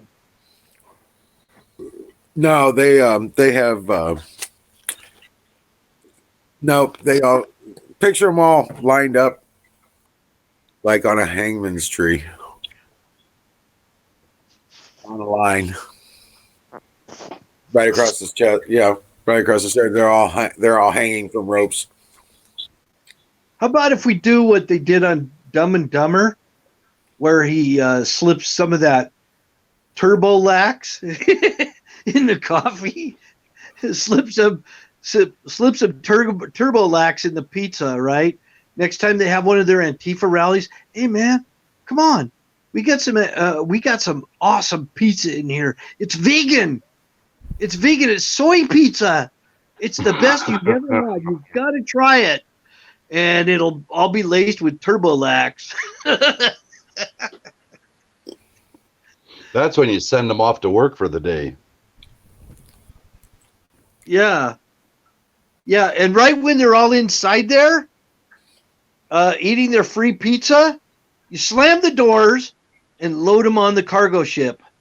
Yeah. And you take them all to the Mariana Trench. I don't know. I'm devious. Devious is okay. Devious serves a purpose. Yeah. What does the Bible say? Be wise as a serpent and harmless as a dove, right? Yeah. I don't know. It'll be nice to see them destroy themselves. They only have themselves to blame. Yeah, we could just sit back and watch. Yeah. Get the popcorn. They're going to destroy themselves. Break out the popcorn and just watch them fall like a house of cards. Just be prepared for what might be coming your way. And, you know, when an enemy is destroying themselves, don't interrupt them. That's you getting away and then give them a purpose. Well, we've been doing that for 3 solid years. We've been sitting back watching them destroy themselves. I think we're coming to a finale. Yeah. Yeah. Yeah, and it's paying off. I mean, Bernie's going to be the nominee. Up until the point where Milwaukee happens. Yep. Oh, and then all hell's going to break loose. Oh, hell yeah. Oh, hell yeah. That's why I got to get a smartphone. I got to watch it. Well, what's Milwaukee got to do with it? DNC, the National Convention. Yeah, the National DNC convention is there. Yeah, but how's that? How's Bernie going to trigger that? I think that's where they would steal it, and then his supporters will have a fit. Yep. And down come the walls. Yep. And then it's the end. Then there's no dispute, and it's the end of the Democrats. Yep. There's no longer the Democrats. They're already done. It will be the Communist Party. Yep. I'm guessing I'm not understanding the dynamics in that for some reason. I mean, I would like to see that for sure, but I'm not understanding how that would happen. Bernie will win the nomination. He'll go there leading, not necessarily win it, but he'll go there leading it. They'll get there. They'll steal it from him like they did last time. His supporters will throw a fit. And Bloomberg and Clinton step up to take the spot. Yep. And then the streets of Milwaukee burn. Yep. I truly believe that Trump has got this in the bag. He's watching all this stuff and he's playing 5D chess and they're still playing checkers. Well, you know, one thing I always see on here is don't forget to vote. Don't forget to vote. Who here isn't? If you could, there's nobody here wouldn't rush tomorrow to do it. It's like you can't wait to vote. I know. It ain't like you're going to ever miss it. Like, oh, get your friends. Like I didn't last time. I'm going to this time. I can't wait to do it. Yeah. And I think everybody feels that way. Yeah. I've got 2 ballots sitting here on my dining room table, getting ready to fill them out and send them in. Nice. And they're definitely not going to be favorable to Romney. guarantee that. Hey, have you heard what's going on over there with him? Anything? I'm not hearing anything. It's kind of old news that you guys are already more as privy to as I am. All I know is that I do live here in the state where Romney's from, and most of the people that I know hate Romney. My elderly mother she can't stand Romney, and she's Mormon. So a lot of Mormons that I know cannot stand Romney. They don't like him. He's not conservative enough for them because, as you probably know, most Mormons are very, very conservative people. Yeah. Mm-hmm. So they're not. I don't think Romney's going to be long for this state, and he's not going to be in the Senate much longer. You think they're going to recall him? Yeah, he's going to be recalled. He's certainly not going to get reelected. If they don't recall him, he won't get reelected. So when election time comes, you can count on it. He won't be there. That's what I'm thinking. Well, Yeah. that's why I was wondering if there was any local information about Romney and the recall efforts. I don't know. Oh, shit. He'll probably be back in just a minute.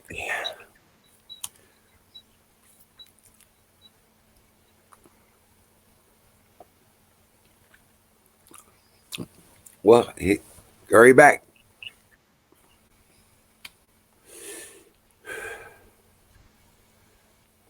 There he is. Yep, there we go. Yep, there we go. Sorry, I bumped my own self out. That's a red button. Damn it. I keep telling you guys. Hey, Don D. Rump is one, and he's asking, how do Mormons feel about Trump? How do Mormons feel about Trump?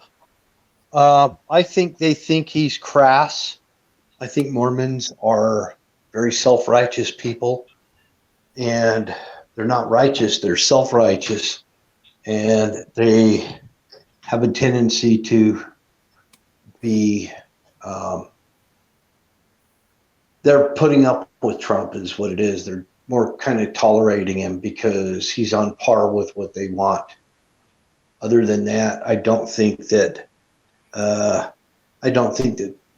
they would. I think if Romney ran for president, Mormons would vote for him and nobody else.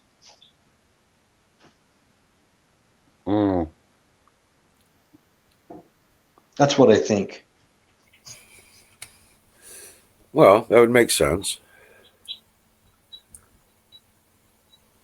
Yeah, he is crass. That's why we like him, Don says. Exactly. He may be an asshole, but you know what? He's our asshole. Yeah, exactly. Right. Yeah. Okay, so he's boisterous and opinionated. Well, shit. Well, so am I. I can be that way too. So, as far as I'm concerned, he's just he's doing the right thing. And that's what I watch. Like you said earlier, Carpenter, I'm not a Trumpian because it's Trump. You know what I'm saying? Yeah. It's because of the policies he's enacting and following. Yeah. He's something I've never seen in my life. I've never seen this much news come out of a president. No. I mean, of all the stuff he's done, you never see that until like a month, like 6 months before the election. You know, the 3 to 6 months before an election, you'll see all kinds of stuff happening. But you know, remember read my lips? 6 weeks later, he was signing a tax bill. It was the biggest ever. I guess another word for that is bombastic. Trump is bombastic. So he lays it down on the line and he says things. He's bombastic. It's shotgun diplomacy. He doesn't split hairs. He says things just the way it is, and he says it in simplistic terms. And a lot of these talking heads don't like somebody who talks in simplistic terms because they like to complicate the issue, to create a smoke screen, to make themselves sound intelligent, because it's all about. And to cover up their corruption. Yeah. Hey, Don T. Rump, are you? Is that Don Martineau? Is that the same Don?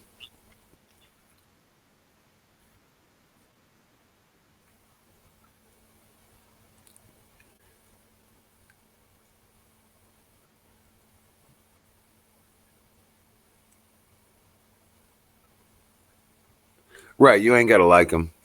Hey, Don, are you also Don Martineau? No, okay. I just wondered.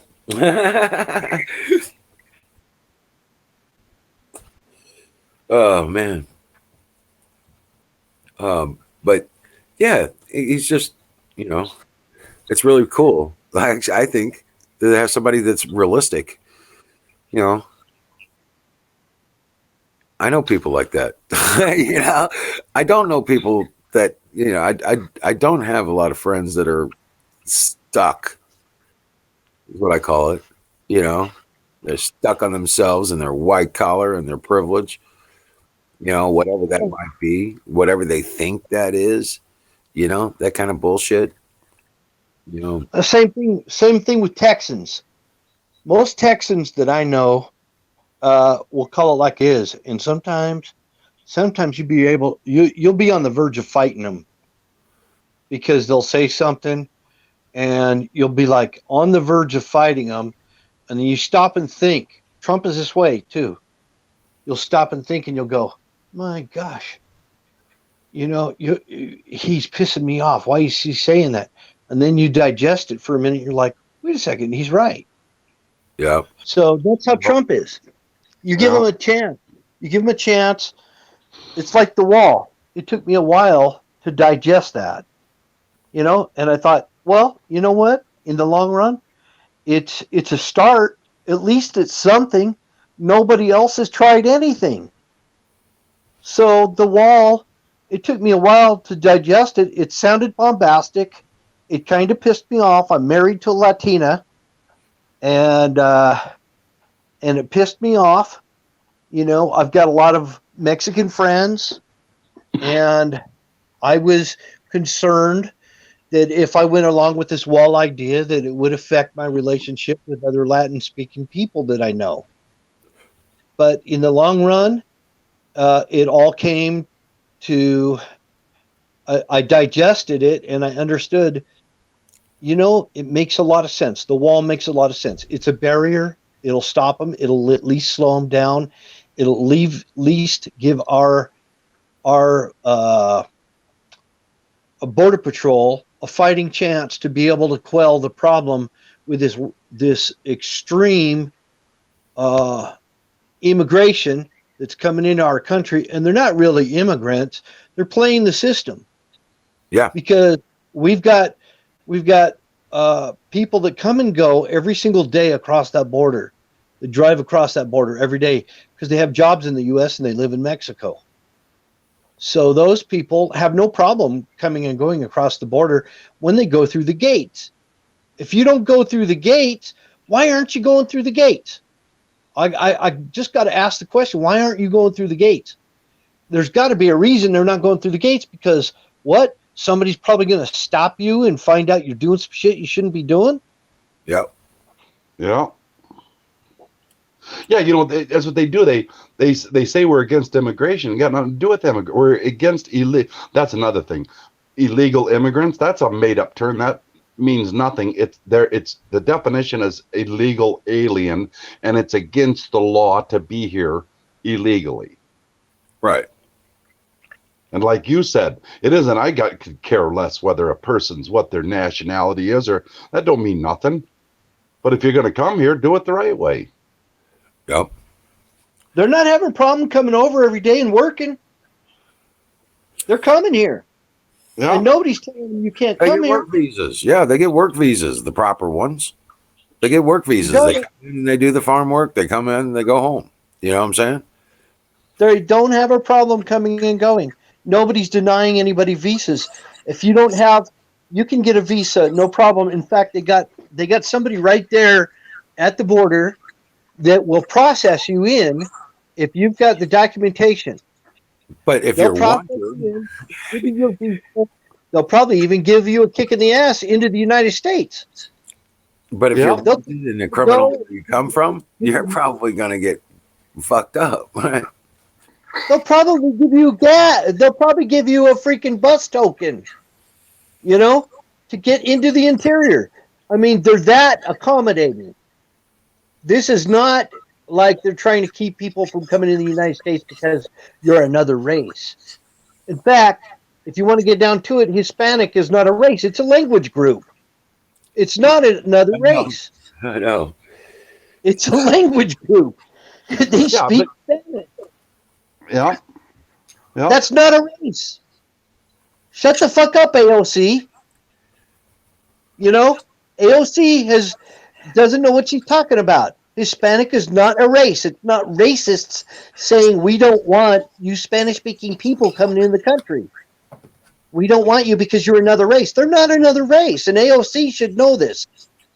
They're not any different. Oh, make But no mistake. She knows it. She knows it. She's a bartender. Yeah, they're playing it down though. Whatever. Yeah, that's all. I get it, man. It's like it's all just a farce, man. It's all turn around and inside out. Yeah. They're losing voters by the thousands now. Yeah. Sow the seeds of divide. Get them fighting amongst themselves, and then we can control them. Right. Right. Fucking land. It just come. We got their playbook. Hey, It's funny. Super glue on her list. Right. Holy shit. That's funny, Canoes. Hey, here we go. Hey, Huck, throw I got people in my family darker than AOC. She's acting like she's not white. On their birth certificate, it said for Hispanic people, it said Caucasian. It says Caucasian on most Hispanic people's birth certificates. Yeah. So they're in the Caucasian, Caucasian gene pool, and they're talking like they're another race. Nobody's discriminating against them because of a race. None of that stuff is going on. It never was. It's stuff that the Democrats have made up all in recent times.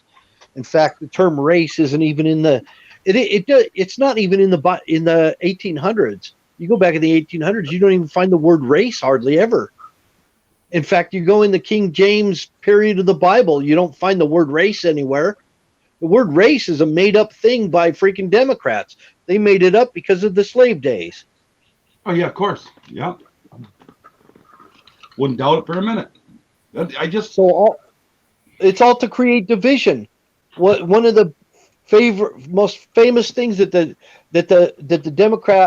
slave owners did, that everybody knows about, everybody should know about it. If they don't, they need to listen. The reason they did this, they would try to create arguing and distrust among the slaves so that they wouldn't plot and escape from the plantation. That was what they tried to do. And it was done by the slave owners, which happened to be what? Democrats. The slave owners of the plantations were Democrats in the South. They ran the Democrat Party in those days.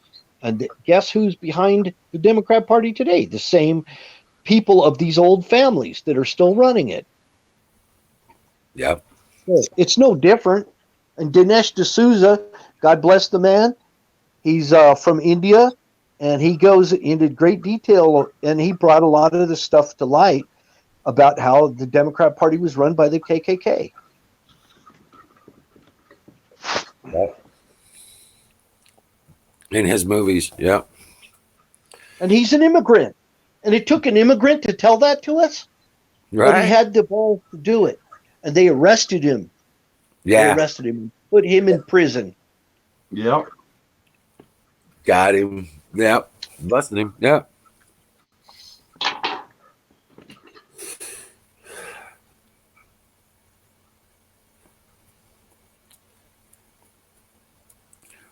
Well, we don't. Well, we have a good idea who started all this racial division talk. And like you said, Wizard, you said I am not racist. If you're not human, we got problems. Right. So that's pretty much the way it is. I mean, we're all Well, human beings. Don T, we don't care. We don't care. Like when I was at work, you guys, when I was doing my work, all I cared was that the guy next to me wasn't putting his work off on me. I don't care who he is, just do your job. Don't matter to me. Right. That's right. That's right. They're the ones that have made this. Democrats created this. Mm-hmm. They created And you're right. race. He did not fall for this shit no more. I'm not falling for any of it. Democrats created racial division in order to control us. Absolutely. And they were working for the deep state back then. They were Masons. They're in the deep state now, and they're still Masons. They're still Freemasons. And they started this shit because they wanted a new world order, and it's part of their agenda. Yep. Yep. And I don't liken myself to being a Republican or a Democrat or any political party. I'm a conscience voter. And as a conscience voter, I am just voting my conscience. I didn't like George Bush. I'm voting for Donald Trump 100%. I don't like any of the Democrats. I didn't like Obama. I did not vote for Obama. And I did vote for some bad people that I didn't realize were bad people back then. Well, you know, I voted for Ron Paul. I like Ron Paul. I voted for Ross Perot. Yeah, I like Ross Perot too. Perot pulled me out of the woodwork as a voter. Before that, I'd never voted because I never thought I had a freaking vote. He was kind of the one that opened my eyes to start looking around, to the original blue, red pill, where you first start looking around, seeing what's real and what's not, was kind of back in the Ron Paul, Ross Perot days. Yeah. Yeah. Then it got pretty bleak there after Reagan. And then I was on board with Ron Paul, but not Rand Paul. Rand Paul, he's an okay guy, but he's a little too Republican and mainstream for me. Yeah. Yeah, go ahead. He did do a long filibuster to protect our Second Amendment rights, though. And so for that, I appreciate that from Rand Paul. He was pro Second Amendment, and he's not altogether a bad guy. He's got some issues that I part ways with him on certain things. But Ron Paul, his dad, I liked him better. Yeah, right. But yeah, he has he's more, but Rand Paul doesn't have the conviction his father does. That's the thing. I don't see the conviction in him. Yeah, I'm saying he's like, ever since that situation in June with his father and during the 2012 election. Yeah. Ever since that episode there, you'll see right around that time, if you look at the interviews, he changed. He changed hard. So, yeah. That was messed up. But that's the same thing that happened to Perot in June. He always got these death threats and all this crazy shit was happening. He dropped out of the race and then tried to get in. It was right around June. That's when whatever they do in this ritual situation seems to be in June that something like that happens. Yeah. Because I agree with Don Trump made another comment, and he said I started serving during Reagan, and he made me believe that's when I drank the America Kool-Aid. I kind of agree with you. I didn't vote for Ronald Reagan in his first term, but I was so impressed with him in his second term that I did vote for him. And that was the first time I voted. And I didn't vote after that until Perot came along. So Reagan did impress me. I mean, I was in the army during the time of Jimmy Carter, and I got out. And then Jimmy Carter ended his presidency. So Jimmy Carter, I've got a very extremely bad taste in my mouth. I dislike him actually. I think more than Obama. It's hard to actually make that connection, but I did really dislike him that much. I mean, he was that bad. He freaking destroyed the he gave away the Panama Canal. He destroyed the veterans hospital, the veteran system. I had just gotten out of the army and I needed to go to the VA, and it was a shambles when right after Carter got out of there. Yeah. And he took away my GI Bill. All right. He took away my GI Bill. He was a piece of work. I'm trying not to cuss, man. Yeah. Well, Reagan gave a lot of that stuff back. He had us all driving 55 miles an hour. He had us turning down our gas, our heat in our houses and everything. Carter was doing a lot of stuff. It's called, there's a little thing called rationalizing.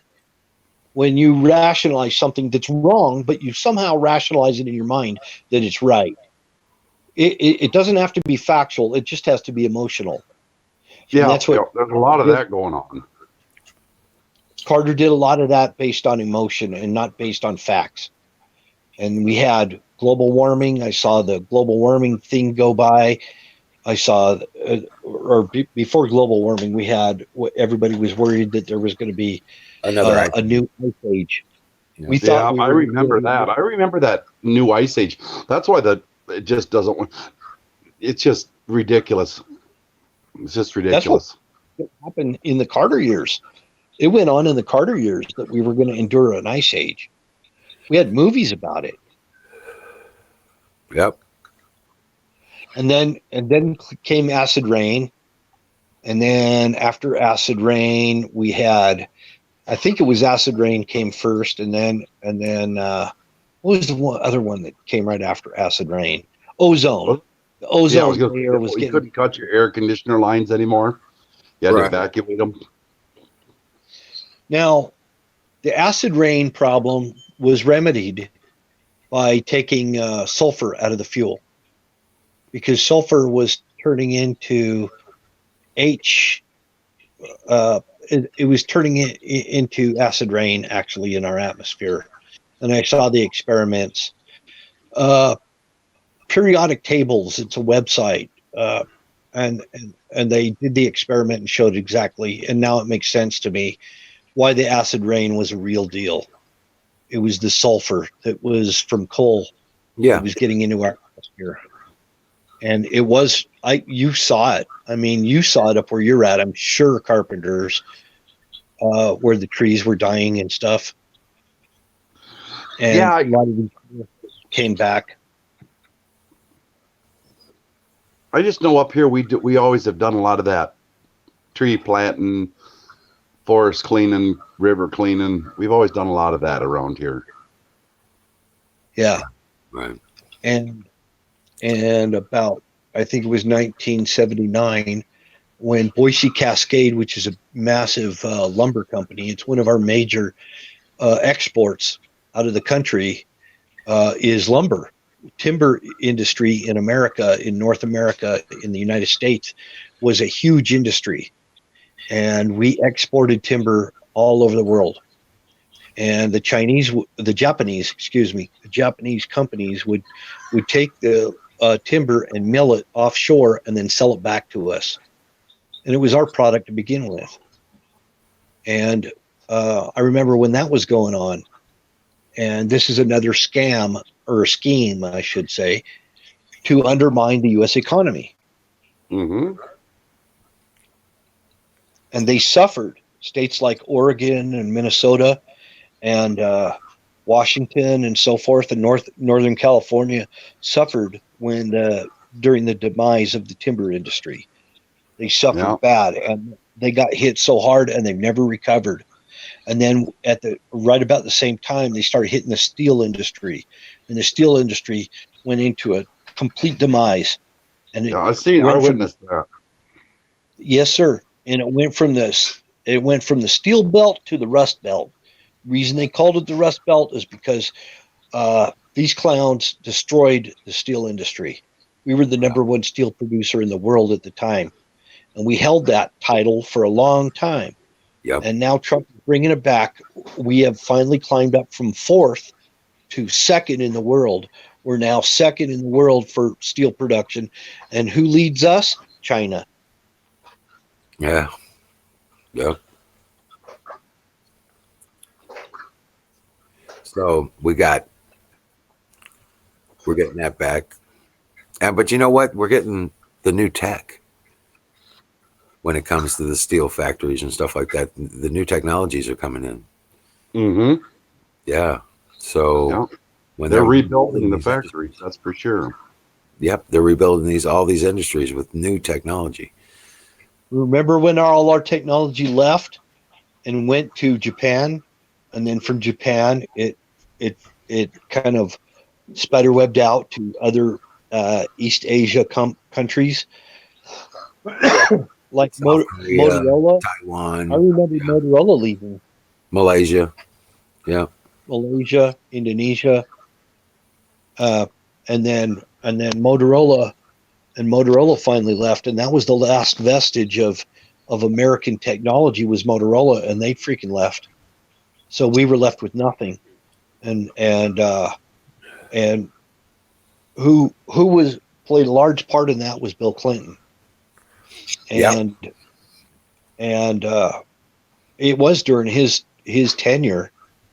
It was totally under Clinton when the big tech was leaving our country, and Obama just put the nail in the coffin. That's all he did. We're getting that back. It's coming back. Black and Decker I think it's already came back Yep. to Texas Yep. and created 180,000 jobs in Texas. Welcome in, Black CC. and Decker. Yep. Black and Decker. the tool company. Welcome back, Cece. So Black and Decker encompasses DeWalt Carpenter. Yeah. Yeah, Does it? Yeah, DeWalt is a division of Black and Decker. They were also being made in China. My problem with that company is they didn't honor their warranties. So I refuse to patronize them until they pull their head out. I won't buy any of their tools or use them because they just need to pull their head out, and I think it'll happen with them being back in Texas and stuff. So Yeah. there's another Trump victory right there. Black and Decker coming back. That's also Stanley. Stanley too, and Craftsman. Mm-hmm. Craftsman's coming back. I watched a guy talk about Trump years ago when he was battling all the New York construction mobs, and they said that when they first started dealing with him, they didn't quite know what to do. But after a while, they learned that they started listening to him real close, because even when he'd walk out the door mumbling under his breath, they'd listen to what he said because he meant what he said. He wasn't joking. Yeah. So pretty much everything he says, you have to listen to, because he doesn't say a bunch of stuff that, like they just like make up whatever you want to hear. He doesn't do that. Right. He's Right. consistent. Yeah, really consistent. I mean, the things they brought back his stuff from back in the 1990s, and his comments line up with what he's doing right now. Yeah. Yeah. He's always been the same way.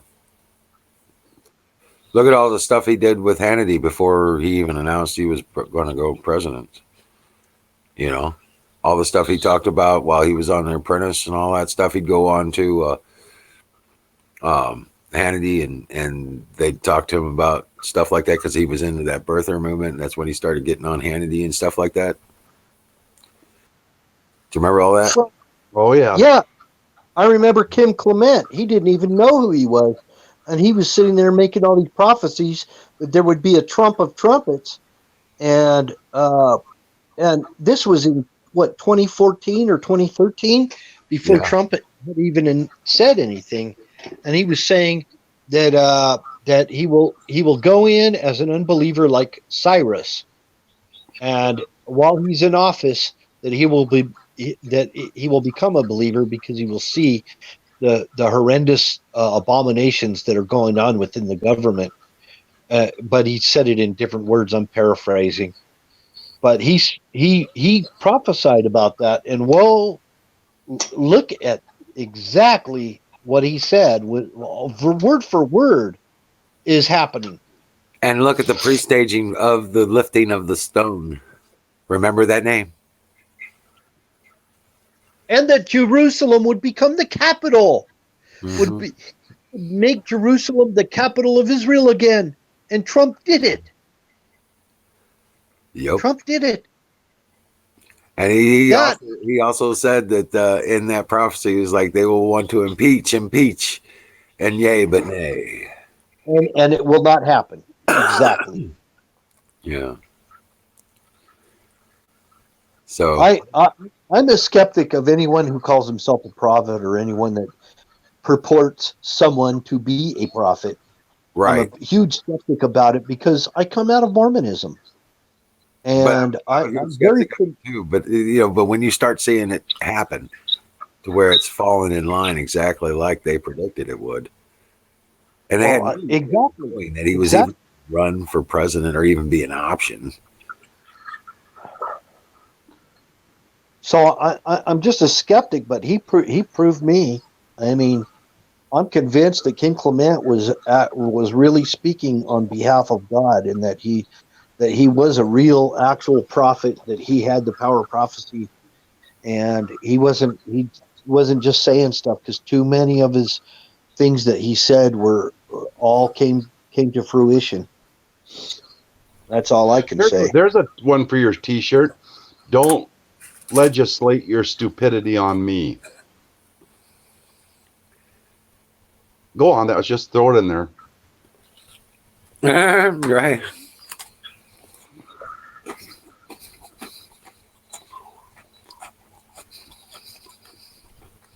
I'd like that T-shirt, CC.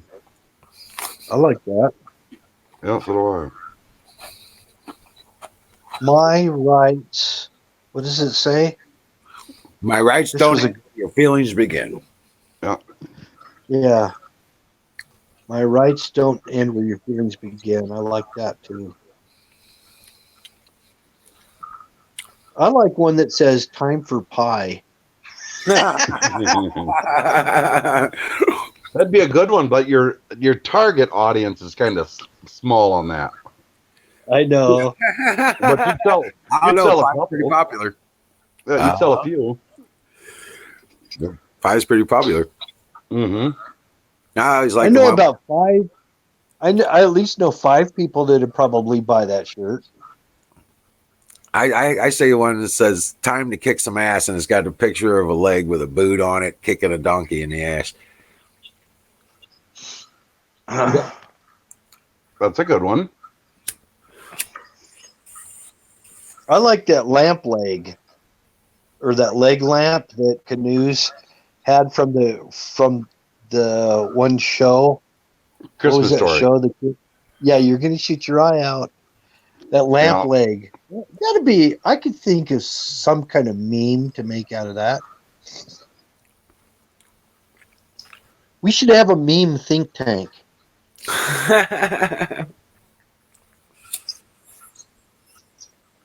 We are So if you're a meme tank. What are you talking about? We are a meme think tank. We always do that shit. Mm-hmm. So if if you're a made member of the game, okay, then you get the T-shirt, something like that. Well, what you want to do is, Ghost, is don't ever come in this room without a piece of paper and pencil. You'd want to have a notebook beside you at all times. Because you never know what the hell's coming next. I know, right? And somebody in the future, like in a few months from now, will say, "Remember that time when you said this? And what are you doing about it? Anything?" And I'm like, "What time was that?" No, I'll be going through my notes. That's when you give them. That's when you give them a purchase order number, and you can say, "I can get that on a T-shirt for you." Yeah, there you go. There you go. Yeah. When's the last time you did something? Yeah. Huh? Well, we're just think tanking it right now. You know, I don't know yet. I'm writing notes. I am writing notes. Huckleberry wants 2 pie shirts. So I think Huckleberry needs a pie apron.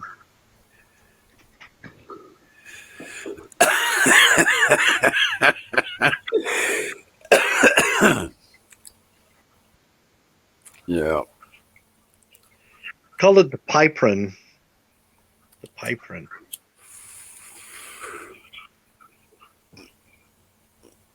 Here we go. So we end up back where we started. And Huckleberry will be like, "Oh, I just threw this old thing on." Uh-huh.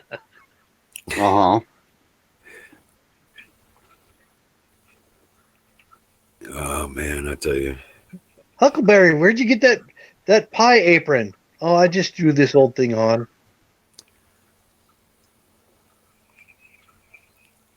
She can make the pie. Huckleberry pie.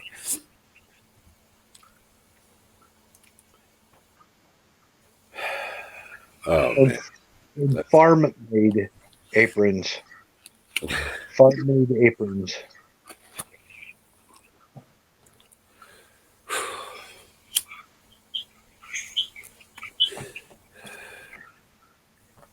Cherry pie.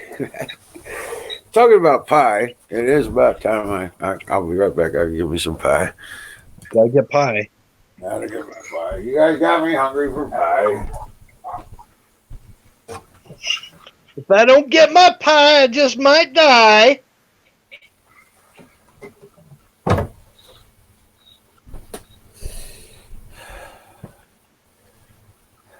Man.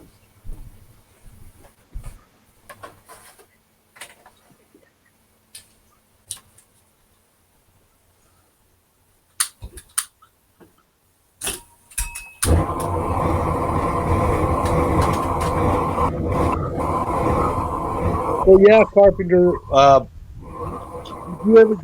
Did you ever do concrete work? Oh yeah, that's what I was. Concrete form carpenter. Or did you do Structural like flat form. work? Flat work. Did a lot. Structural? I did a lot of flat work. I did a lot of that on the side. I can finish concrete. Wow. I did a lot of structural stuff. Yep, that's what I did. The big structural with the big Simons and the big gates and the big forms. Yeah. I busted some serious rod out there. Yeah. Yep. Set rebar and freaking tie rebar and climb up forms 60 feet. You know, and then I got into the jump forms, and the jump forms are the ones where like you're pouring vertically. So when you pour, your form lifts, picks up, and sets up on the concrete you just poured, but it's a wall, and it bolts back. You bolt one side, then you bolt the other side, and then you jump up and you pour again. And they're like for elevator shafts and shear walls, stuff like that.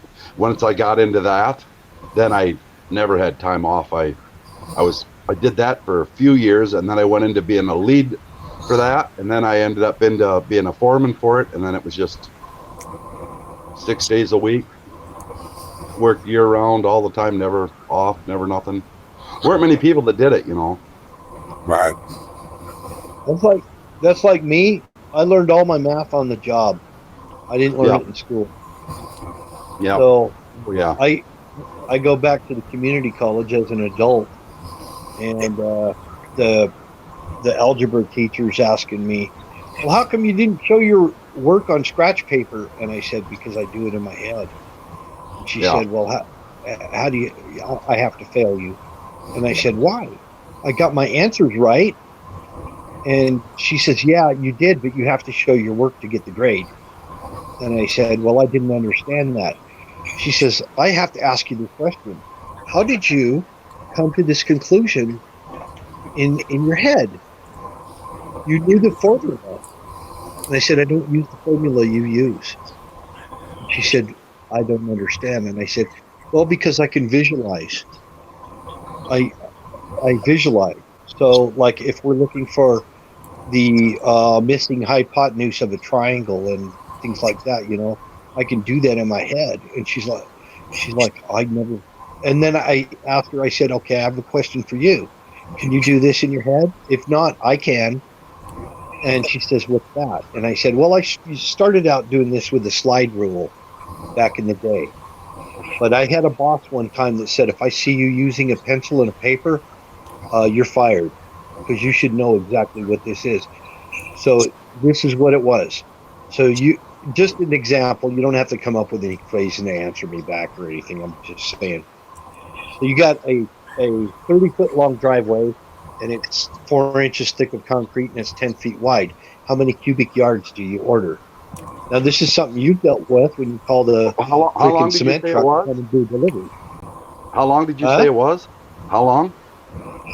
Oh, I just threw some numbers out there. Let's say Okay, yeah, you've I got a know. 10-foot wide driveway. You've got a 10-foot wide driveway that's 40 20 feet feet long. long. Okay, 20 20 feet feet long. So long. that's 200 square feet, and you get 80 square feet out of a yard. So about 2.5 yards, give or take. So you got cubic yard. A lot of people don't understand how to figure volume. Right. And this is what we construction people do all the time. If I'm laying out a 50-foot long set of stringers that are centered on 13 inches on center, okay, I'm doing an exterior wall, and I'm going to frame Yeah. out a wall. I got to be able to figure out, mostly in my head, but I will do it on paper, how many 2x4s that are 8 feet high or 10 feet high, whatever, that I'm going to have to call the lumber company and have them deliver because they're all 13 inches on center, and I'm Yeah. getting ready to frame this freaking house. A lot of people don't understand this. All the amount of, I mean, people that are in construction are pretty smart people. We've Right. got to be able to do this stuff. We got to do it off the cuff a lot of times. So sometimes I use fuzzy math, and that's not something that your average everyday person has to do. We do columnar math. We convert fractions into decimals and things like that all the freaking time, because not everything's done in fraction. Right. So, Yeah. and I have to be able to look at two pieces of wood that I just cut out of a longer piece of wood and go, how much wood am I going to need to finish this job, finish this particular box or whatever I'm doing? And I might have just cut a 13-inch long 2x4 and another 17-inch long 2x4 and blah blah blah, and I got to put it all together in my head. So this is something that a math teacher never has to use in practical application. They Correct. don't understand. Right. We're Yeah. not dumb people, man. Carpenters are No, pretty they freaking think smart we are. too. Yep, that's right. I said to my sister one time, her daughter was doing geometry at home. She said something about needing help, and she said, "Well, ask Uncle Sam, he'll know." And I said, "I don't know anything about geometry." And she looked at me, she said, "What's the matter with you? Are you retarded?" She goes, "That's how you make a living." And I said, "What?" She goes, "Geometry. That's what you do for a living." Yeah. And then she explained it, and I realized that is what I do. But you know, it's like applicable. It's in the way we apply it. Right. As a second nature rather than a. Yeah, we don't really realize it that Right. it's all that, but Right. Yeah. It's like the other day, like the last time it got warm, and I finished my shelves. I grabbed just enough wood off the rack, off of one of those off pallets, and I went in and cut everything I needed. I didn't get out a measuring tape and measure, oh, I got enough for this much and this much. I was just like, okay, there's that, boom. Okay, I know how much I can get out of there. Okay, da-da-da-da. I needed some more of those other boards there. Okay, great, got enough. Go cut it up and put it together. You know, I didn't have a measuring tape with me, so I was like, okay, whatever. Doesn't bother me. And then driving a truck, that's kind of seems like a no-brainer, right? You just climb in the truck and you're just going to start shifting gears and stuff. Well, I tell you something, these son of a bitches can overload you. So I'm allowed 80,000 pounds. That's my tractor and trailer together. Now I've got to figure out what each axle is legally able to carry. And then I've got to break all that down and come out with a gross weight, a tare weight. And we're dealing with weights and measures. And then, of course, I'm a flatbedder, so I got to figure out how many pounds that of stress or whatever that. Well, my tensile strength of my straps and my chains and binders are going to be. All that stuff is all math. And then I got to look on my map and plot out my trip. And then I got to do my logbook. There's a lot of stuff involved that's outside of just holding a steering wheel and going down the road. Right. So, you know, how many holes did that rear end up to? I got a buttload of freaking paperwork to do. You know, it's. I didn't know that before I got into driving a truck, how much there's going to be. But I have to be a secretary. I have to be a truck driver. I have to be a carpenter. I have to do everything driving a truck. Yep. And a lumber. Yeah. And you're a lumber. I got to know how to. Sometimes I got to hop in a forklift and unload my own vehicle. I mean, I got to unload my own trailer. And sometimes they don't got a forklift. Sometimes they don't have a forklift. Right. Anyway, you know the deal. Yeah. Yep. 40-pound boxes of Tide detergent. Fully loaded 79.8, man. But flatbedders don't use lumpers. Yeah. So, yeah. You do in a box trailer, but in a flatbed, you usually don't use a lumper. It's usually a forklift driver. Right. We used to run these doubles called for Marshall's stores, right? And I could back the doubles up to a dock. And people would just freak out on me.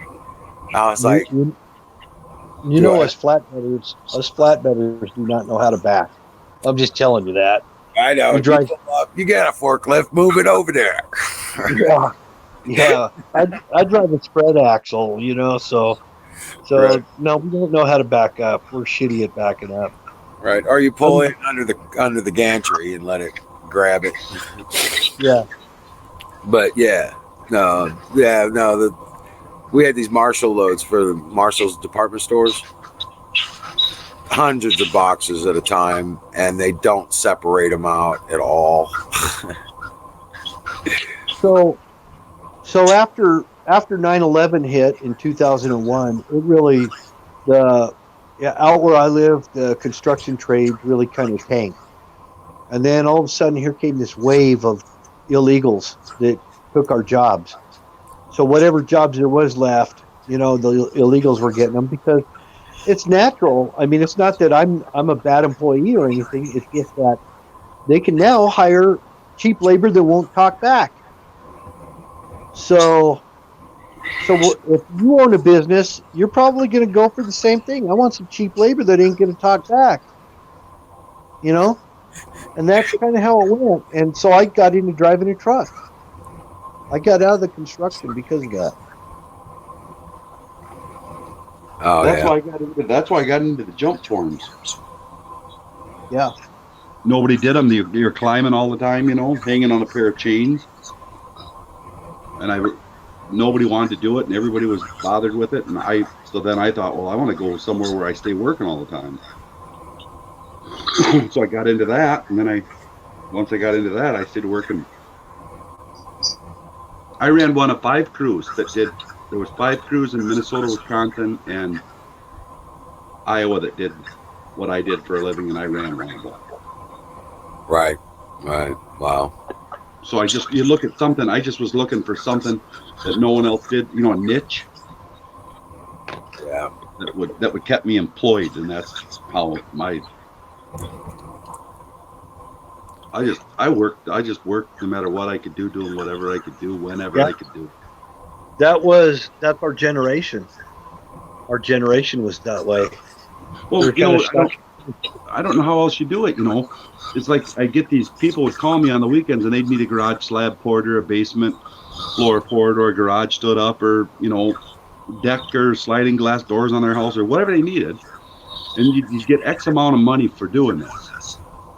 And so I never was able to just leave that money, sit there on the table and walk away like, no, I don't want to do it this weekend. You know, the lure of that always drove me, and it was just on, and that's how my whole life went. My whole adult life I was working. Right. Well, like I told Wizard, I told him this, and you probably remember this too, Carpenter, is back in the day, a lot of the work that I did, it was all on a handshake.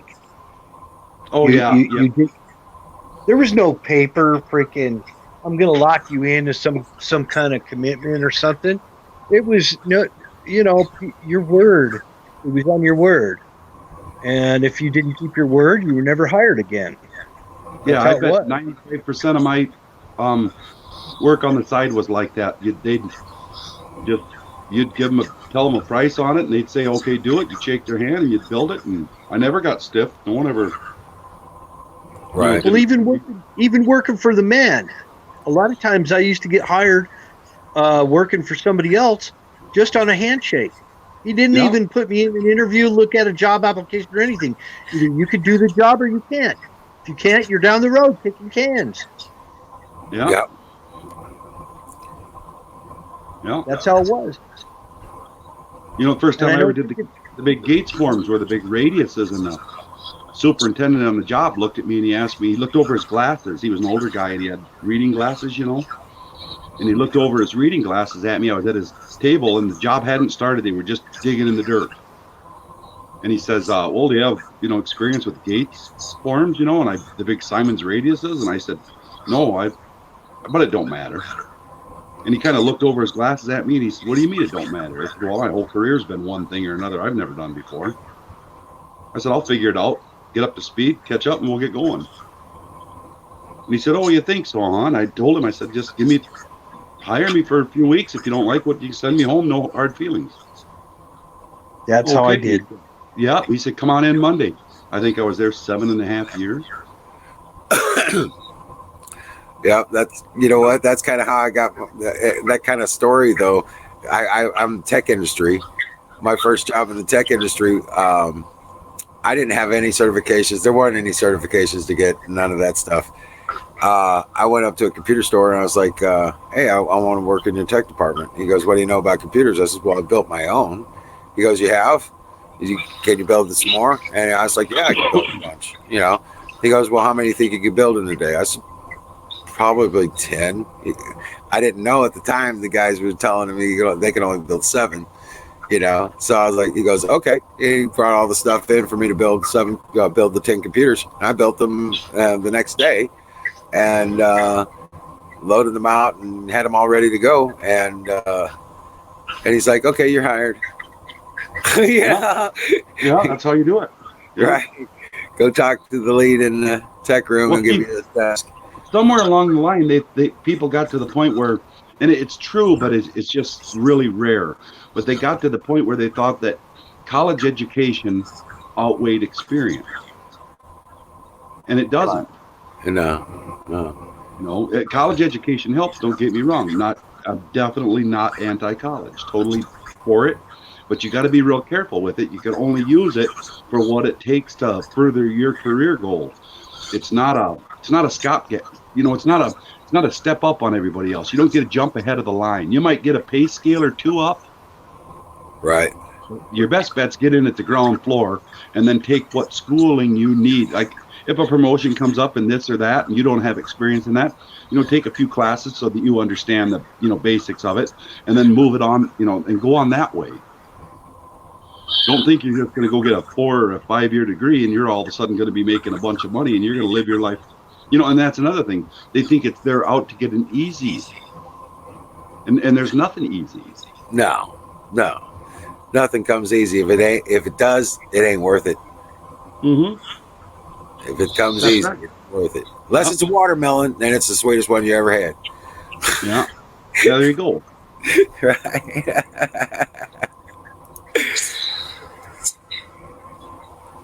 Yeah, easy isn't what I would base what I was going to do for a living, or what I was going to, how I was going to go on with my life. I wouldn't necessarily use easy as the criteria that I would use to pick this over that. Yeah, exactly. I would more use your interest level. What do you care about? What do you like to do? Right. It'll take you a lot further. Yeah. A lot. Yeah, it didn't take long at all when I learned in high school, that I love to put stuff together. It didn't matter what it was. Didn't really care. Yeah. It's the Love same when I'm building the buildings, man. When I'm putting together the shop, when I'm putting together the mill and stuff like that. I'm building this stuff out here, or I'm building a computer. It doesn't just matter. putting stuff together. Yeah, that's the deal. Figuring out something nobody else has figured out, maybe, or just figuring it out for yourself. A lot of times you learn things as you go along nobody really talks about.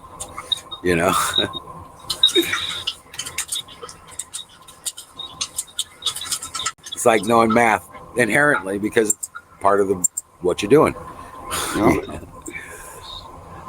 And like Ghost there being a truck driver, I got a buddy that runs coast to coast the big rigs, and he said that he can take a rider with him. A friend can go with them if they want.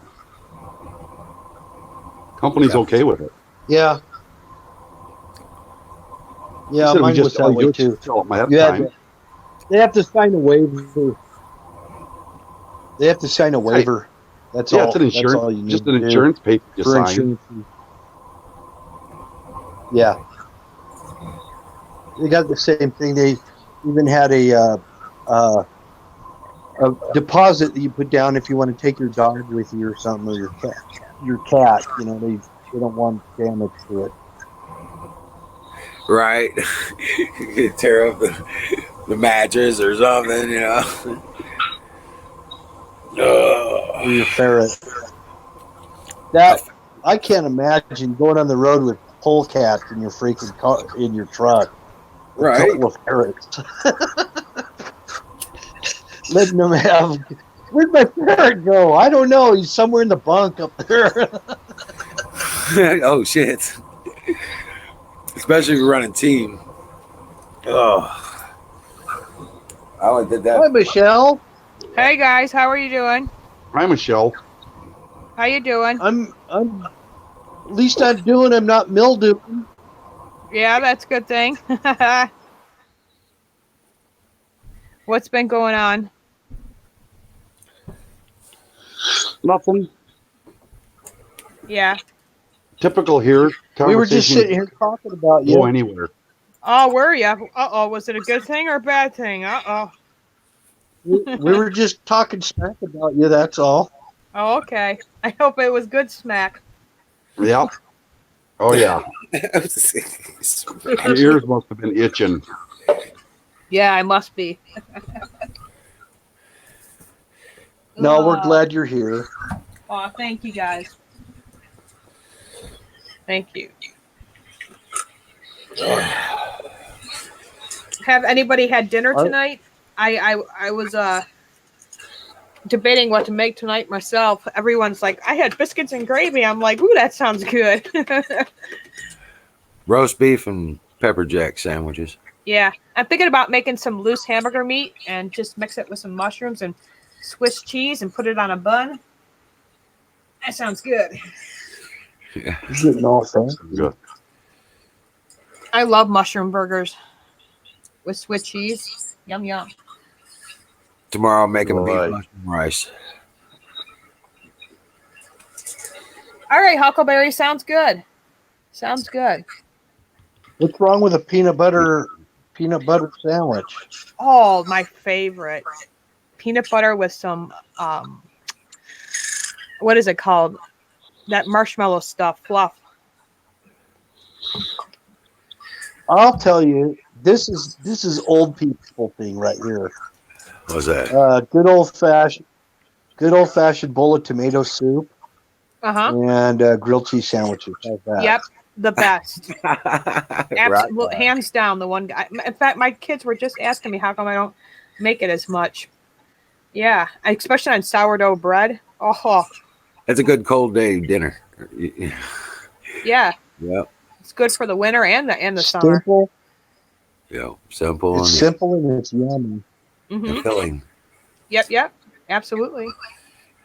I always like it. Well, I always put a piece of ham, even if it's just one of those thin deli slices of ham on the cheese, and then melt it down. That was always good. Mm-hmm. Just a little extra.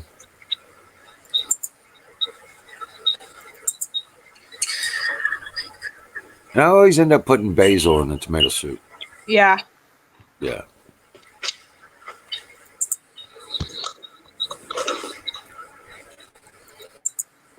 Is that Have you your ever had real simple Peter? noodle?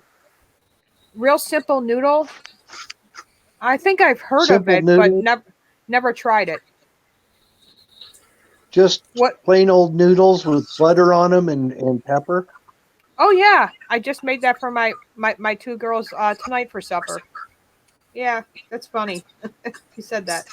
One of my I like- one of my Yeah. stepmothers used to make a macaroni dish, and she'd put cut up stewed tomatoes and hamburger in it, and onions, and that's it. It was a real simple dish. She used to make it all the time.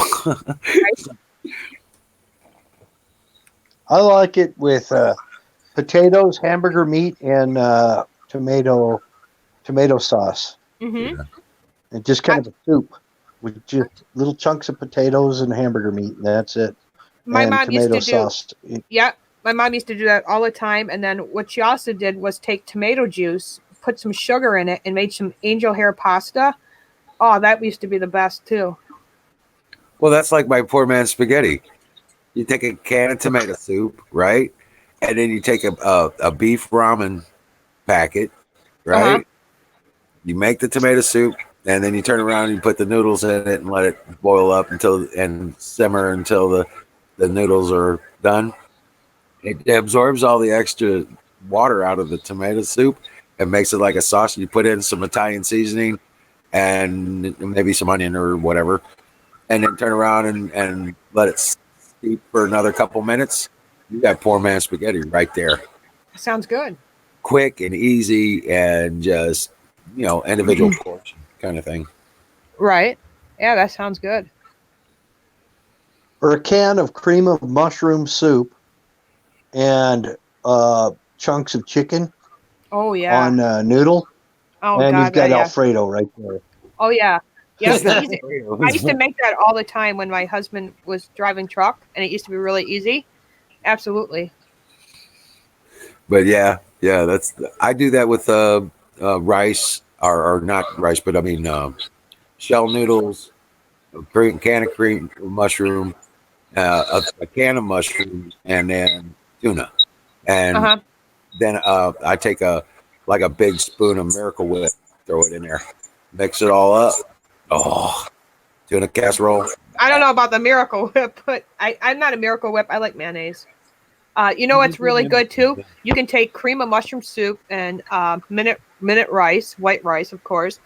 Put that in there and put the rice and the mushroom soup, and then put some cheddar cheese in there. Cut up chicken, put it in there, and bake it for 35 minutes. It's really good.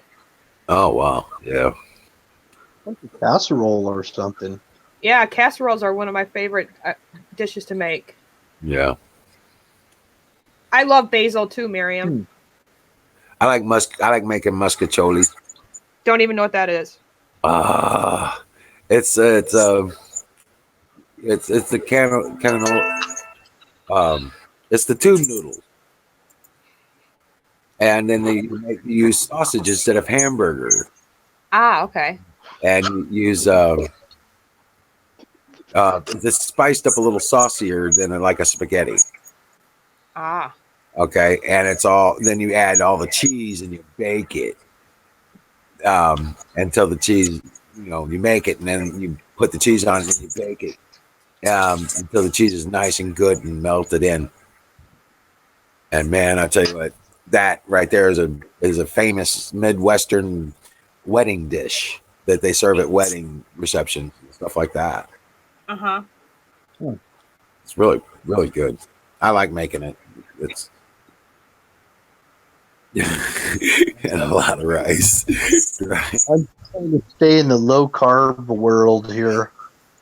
I'm trying to keep my carbs down. But I'll tell you what, I always break my low carb commitment every time I get around biscuits and gravy. I can't help it. It's funny. I make one meal and my kids, one of them won't eat what I make. It's always that way. And it seems like I'm like an open kitchen. Where back in the day, if my grandmother would cook, and you ate what was on the table. If not, you were making yourself a peanut butter and jelly sandwich, and that was it. And you also said, "Can I please be excused from the table?" Yes, ma'am. No, sir. And that's how it was. My kids do it, but they just don't call me ma'am and sir. But they do ask to be accused from the table. So yeah. And they take their plates to the sinks. I remember my sister was over for Thanksgiving. She's like, man, I can't even get my kids to do that. Right. Hey, Miriam. How you doing? So is everything handled from before what you were talking about earlier there, Wizard? Say what? Is everything taken care of for what happened earlier, what we were discussing in the beginning of the stream? It's going to be a process. Okay. It's going to be a process. So we just have to. I just wanted you guys to know, I promise you, I wasn't doing any kind of flirting at all. And if it came across that way, I apologize. Well, I mean, the flirting and stuff is what it is, but it's just, that Jack's in a precarious situation with his girl, I guess. You know what I'm saying? So yeah. If he doesn't want to even give off the appearance of flirting around with somebody, and I'm a married woman too, so right, I mean, there are those of us that are single. There's one thing about flirting and stuff like that, but it can go too far. You know what I'm saying? So, just due respect, kind of thing. Oh, absolutely. I like Jack. Like I said, I fully support him. Now, ladies, I'm single, so. We all know that, Wizard. Another life, another dollar. Right. So, I mean. But when I say I love you guys, that's out of a Christian thing. It's not as in I'm in love with you guys. So when I say I love you guys, when I say goodbye, that means a Christian love. Just to let you know. Of course. Okay. Yeah. No. And I don't. I was kind of I'm kind of torn on that subject a little bit, but myself. But I try to just be honest and be myself, and Hey, Wiz. Yeah. I love you, man, but not in a gay way. No, you can't have my bud. You can't have my Budweiser. No shit.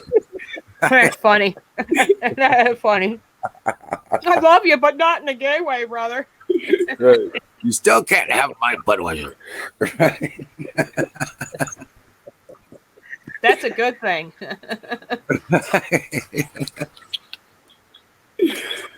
Oh man. Same thing with Jack. I love Jack, but not in a gay way. Yeah, I love him like a Christian brother. You know, I look up to him. I admire him. He inspires me. He's smart. He knows his history, and he's taught me a lot. You know, and I hope he does come back. You know, I really do. Well, he might stop in from time to time. And as we get a handle on some of this stuff, and you know, Well, I know the handle with blocking those other two idiots will help. So yeah, but we have to see them on again. I think I don't know that we can ban them without them being on. You see what I'm saying? So you can block them where they don't even pop up in your chat though, can't you? I don't know exactly. Because when I block people, they don't ever come back to my channel because they're blocked. Right, but I'm saying I don't know that they're blocked right now. Oh, okay. I'll have to check, And see if it I can. depends. It depends if they're coming in off of YouTube, then it's different than if they're coming off of Twitch or Yeah. something else. Oh, okay. I see what you're saying. Right. So they have other platforms to even still comment. I get what you're saying. Okay. Right, and we can't necessarily block them, and I think until they've actually posted something. Well, the one that he was referring to has been totally disrespectful to the lady. So I totally get it, you know, and the frustration. Right. You got to remember, he's old school. Like my grandfather was old school. He grew up respecting the ladies, and he thinks ladies deserve respect, and I like that because we need decorum, you know. Yeah, oh yeah, because the way he was raised too. I mean, not just that, but I love that about him, and like I said, I just wish him the best. Civility. Exactly. And morals. It's called civility. We used to be a civilized society, and people used to act civil toward one another. Right. Even if you didn't like a person, you at least were polite. Right. Yeah, exactly. You know, there's a way to, you know, you just don't, you know, and there's ways to do that in chat. You just don't engage them. You know what I'm saying? But still, yeah, I they were banned for a reason. You know what I'm saying? And I just don't know if I can figure out how to deal with that until they're on. You know what I'm saying? Right. I don't know the platforms as like YouTube. I don't know where all the switches are. You know what I'm saying? Oh, I know where that list is. You have to go into the YouTube studio, or you can use your phone and just go into the settings to see the list of people that are blocked. And you can also add if you need to. Oh, okay. Like I can block people in the YouTube chat. I could block them, and they can't see me, and I can't see them. Right. And it does go to the main YouTube, you know, program or whatever. So if you go on another channel, you come across that same person, they'll still be blocked. If I go on to Michelle's channel and the same person is on Michelle's channel that's being a dick, and I've blocked them, it's going to have them blocked on Michelle's channel too. But Twitch and all that other stuff, that's all a different deal. Right. They got different criteria. Right. There's different mods over there. Yeah.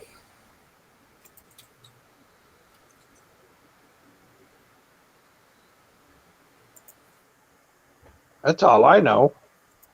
Yeah, Miriam, I'm kind of the same way with that. But there is a thing, you know, there are those that would come in and disrupt just to get the teeth into something and rip out a pound of flesh, you know, just out of our, you know. And that kind of thing, you know, hit me once, okay, that's my fault, you know. Hit me twice, you're going to get your ass kicked. You know what I'm saying? Right. So.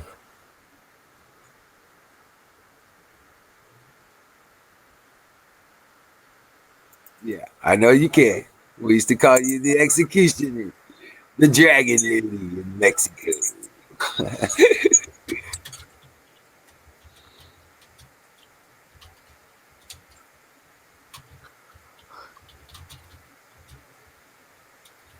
Carpenter's got quiet.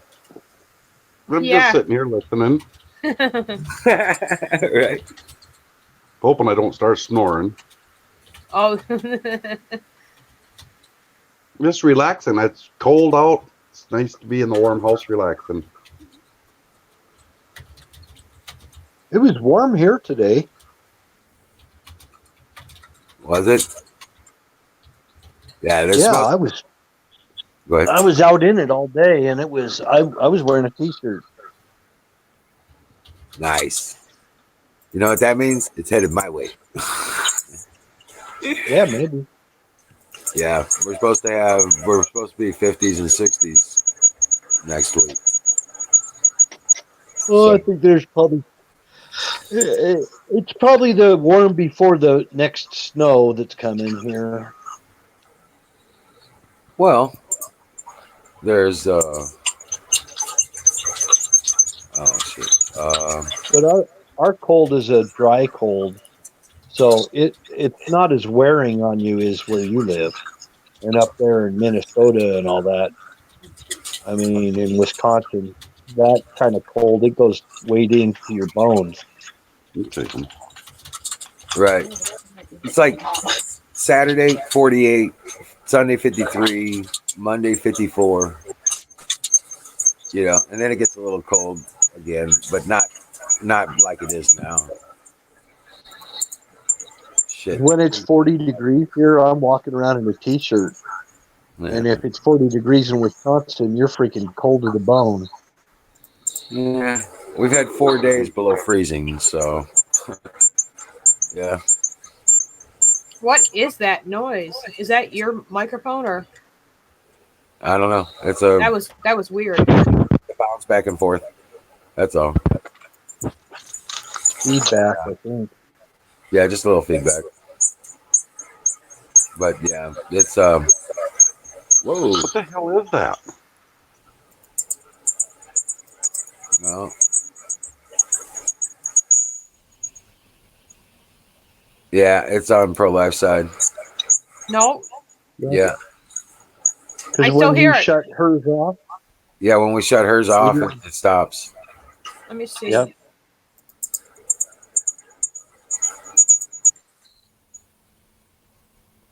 now we don't hear it. Don't hear it at all. Right. Yeah, you got a feedback Hello, loop. hello, hello, hello. How's that? Is that better? Yeah. Yeah. Yeah. I don't hear it now. Yeah, you had some kind of feedback coming through your system or something. But yeah. Oh man. There's been so much stuff going on. You know. I'm surprised we're not talking about going after the people that perpetrated this damn fraud on us about the impeachment and all that shit. Why ain't I want to see the damn indictments being served. You know? It's coming. Sooner the better. These bastards ain't gonna stop. Well, here's the thing. William Barr even kind of like, well, he didn't attack the president, but he was saying something that the president should be tweeting about, like Roger Stone and the DOJ. Yeah, President Trump should be tweeting even more about the DOJ and Roger Stone. You know, he has First Amendment rights just like you and I do. And I guess it's making his job a little bit harder, Barr said, but still, President Trump's just agitated, as most of Americans are, who are asking people to free Roger Stone. Yeah, I've signed the petition.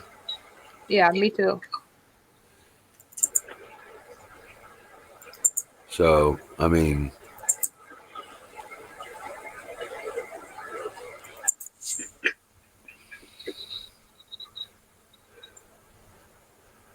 yeah.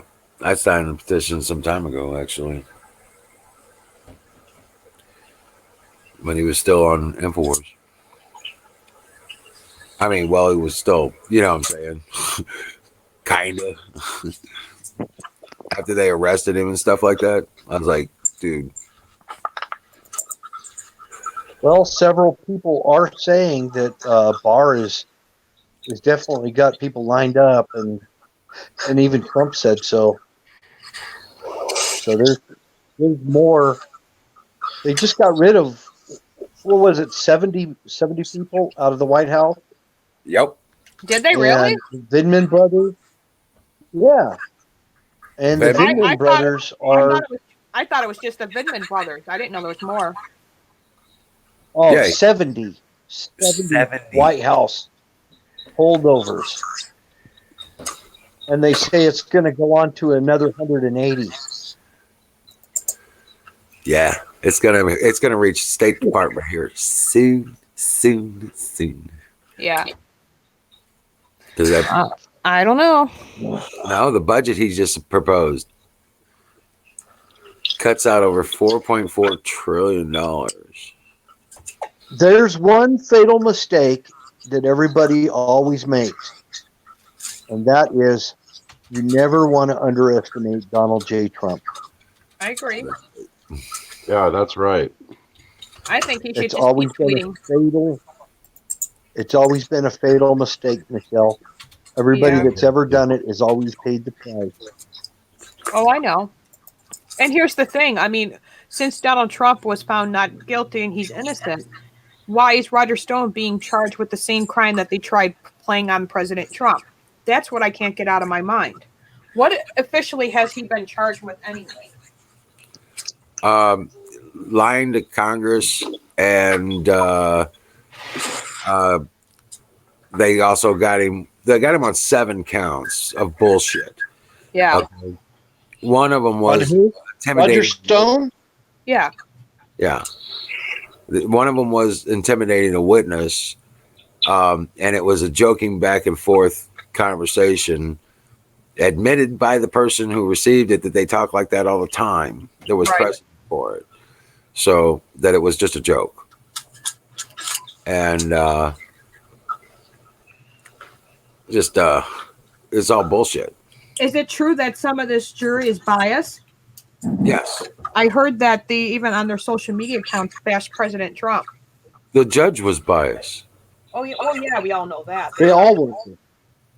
Yeah, it was a whole operation of bias and prejudicial prosecution, malicious prejudicial prosecution. There were 3 people. There was 3 people that came forward and said that they were not going to go along with it, that they thought it was absolutely absurd. Mm-hmm. So not everybody was on board with it. I think there was 9 that were Democrats that went against Trump, or against Roger Stone. Against Roger Stone. Right. Right. So, But not everybody was on board with it, and they aren't going to, because we're not done with this. And Trump has asked to. He said that the punishment was too extreme. 9 years. The guy 70 years old. Imagine how old he's going to be when he gets out of prison. He might not even survive it. I mean, It's very extreme. because they ain't talking about sending him. It's excessive. It's excessive, and right, and they're not going to go put him in one of the white collar prisons. yeah, they're going to put him in a hardcore Right. prison, federal too, right? So that makes it tougher too. Yeah.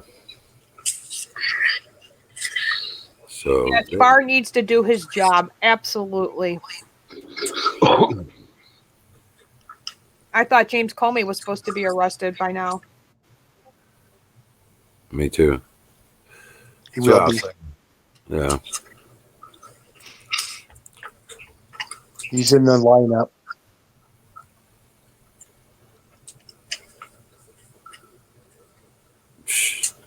I wish. I hope. Yeah. We'll see.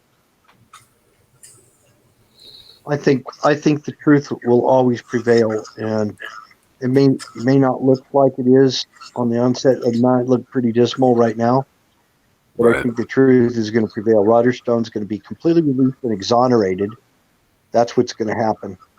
He's If not there going to is any spend justice, he'll be completely exonerated. He'll have his voting rights, his gun rights, everything come back. Yep. Trump could actually give him a presidential pardon. I'm trying to share I something, think but it won't let me. rather to do that, I think Trump would rather have him.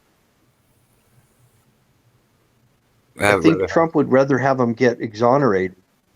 Yeah.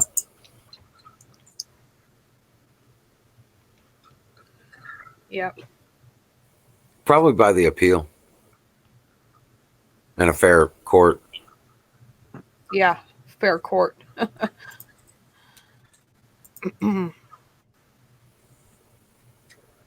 Well, he has a right to be to go to a court with a jury of his peers.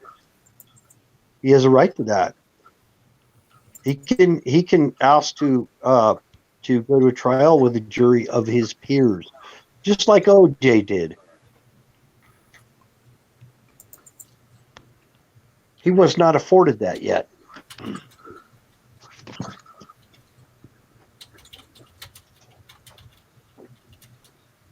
No, there's more to come on this. Right. Right.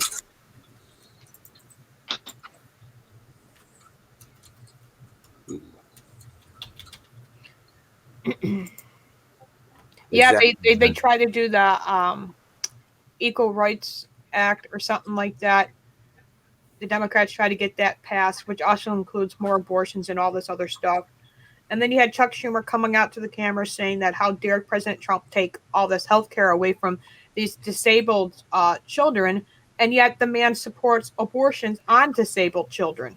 The guy is such a hypocrite. It baffles me how these Democrats try to push this stuff. Even Ruth Bader Ginsburg, who's for abortion, said this bill was bullshit. Yeah. Yeah. And believe it or not, YouTube took down every single video from today. Even from the Congressman Republicans' YouTube page, they took it down. I couldn't believe it. For what? There was a bill today discussed about banning abortions and stuff like that. And the Democrats were trying to push Equal Rights for Everybody Act bill. And they even took that bill down. Unless it was the Democrats speaking, those videos are all still on YouTube. But if it's the Republicans speaking, they took them all down. Thank goodness another YouTuber was able to record it and copy it and put it on his channel, because I wouldn't have been able to even share Doug Collins' message tonight. It's crazy. Wow. It's like, wow, they're even messing with Republican congressmen's YouTube channels. That's insane. Yeah, it is. Yeah, Tanya, Booty Judge is running for president. You mean butt plug?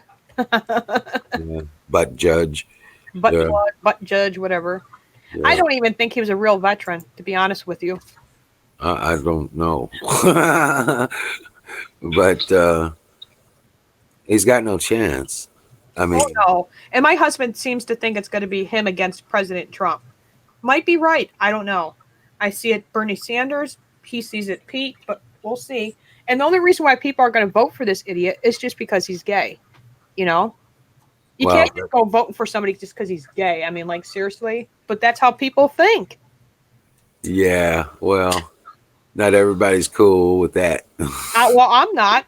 We've had to deal with Barack Obama and Michael for 8 years. What the hell do we need it again for? First man? Well, Booty Googe, he was a mayor. Yeah, that's right. A very bad mayor too. A lot of people called him out, especially the black community. Yeah, he didn't do anything for them. And believe you me, his district is filled with a lot of people who are black Americans, and they're just as frustrated. you know, because he just keeps lying, saying that he supports them, and he has done nothing for them the whole time he was mayor. I want to see Booty Googe beat Bernie Sanders. I know, I know for a fact, Booty Googe can't beat Trump. But he's not going to beat Sanders. You think? You.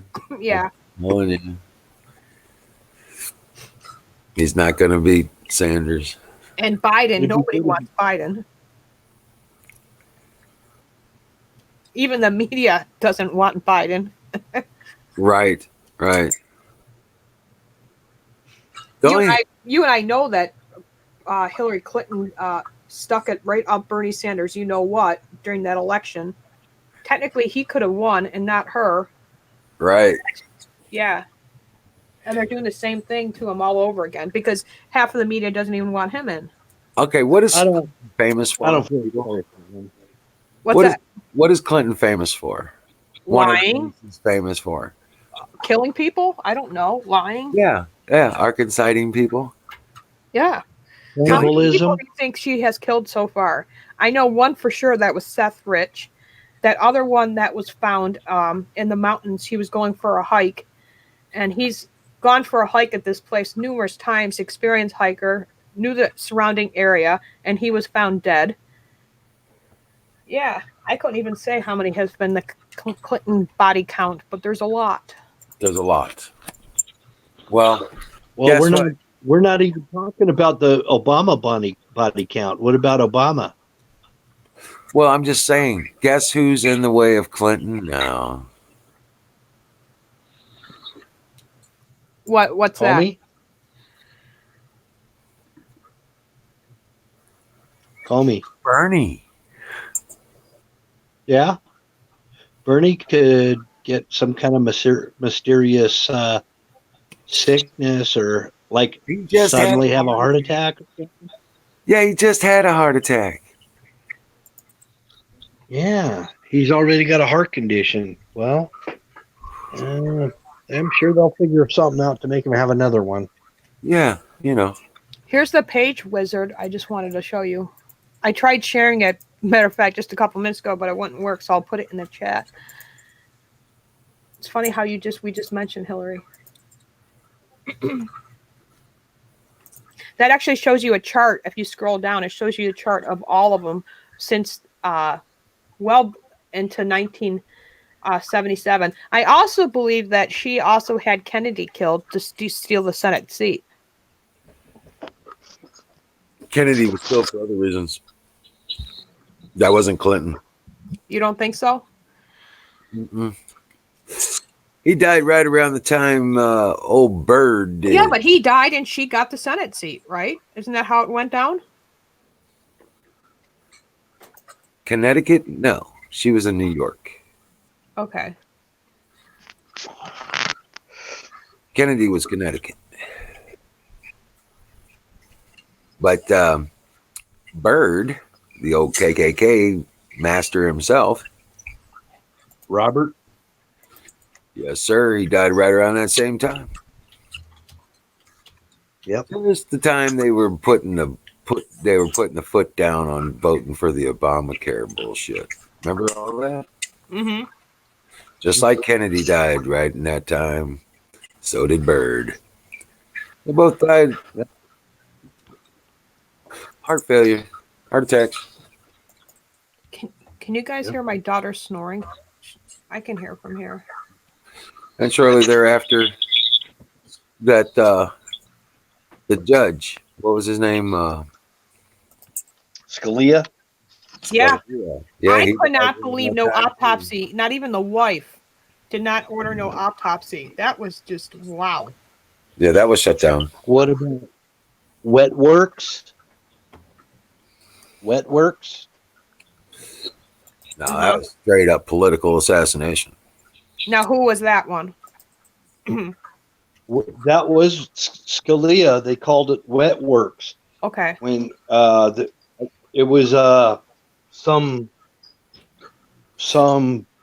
political op memo or something that came out. I don't remember saying, talking about Wet Works and Scalia. I think it was Podesta. Not Holy sure. cow, there's a whole bunch of people on this list. I just posted the link. I never realized how many bodies, how many dead people because of them. Yeah. And the Clinton body count. It goes back Yeah. decades. Yeah, I just posted the link. It goes back decades. Oh yeah, we're talking 1977. They're saying. It says 16 aircrafts, 20 suicides, bodyguard escorts 22, 56 military law enforcement, 8 investigating journalists, 7 women, 5 fundraisers, 13 lawyers, 23 witnesses, 5 medical doctors, and 11 political staff. Holy shit. I got a question. What? I got a question for you. What about all the missing children from Haiti after the big earthquake there? That the Clintons were somehow, there's people saying that they had something to do with these children that wound up disappearing from Haiti. Mm-hmm. Now you know that they took money, they raised all this money for Haiti and never gave Haiti a dime. Yep. The Clinton Foundation. Who So was that one Clinton aide that was tracked? I'm sure. Yeah, they were trafficking children from Haiti to the U.S., claiming they were bringing them over to be adopted, that they were orphans, and they weren't. Their parents were looking for them and stuff. And these kids disappeared, and they never saw them again. And there's a lot of stuff going on about that. Did they get disappeared to be used for cannibalism? Right. So there's because they are involved in some kind of a cannibalism freaking cartel.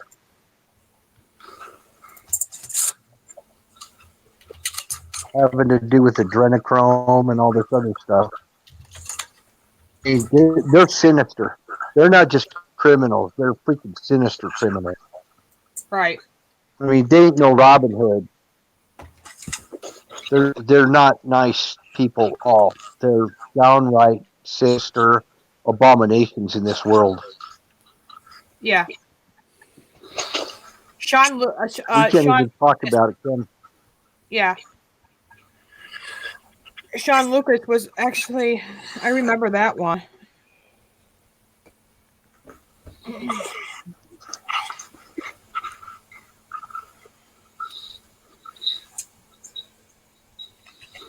So we can't talk about it, can we, Wizards? I don't. Yeah, it just makes me sick, dude. Literally. Yeah. Well, it makes anybody sick. Well, at some point, you're not going to be able to not talk about it. Well, you guys know how I feel about all that. Yeah. It literally just. I know. Yeah. Me too. So, but the day that it's coming. The demise of Jezebel is at hand. I'm telling you. I believe, yeah, absolutely. The wrath of God is definitely, yeah.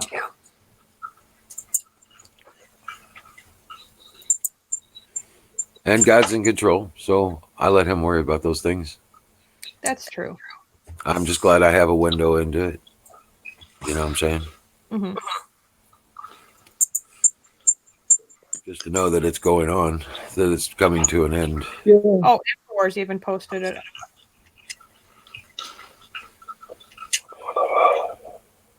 Did Alex Jones ever talk about that? Yeah, I'll show the link right now. I had it saved on my favorites, so hold on. Talk about what? Which? Oh yeah, they talk about Clinton. I think he was probably one of the first independent journalists to talk about it. You know, absolutely.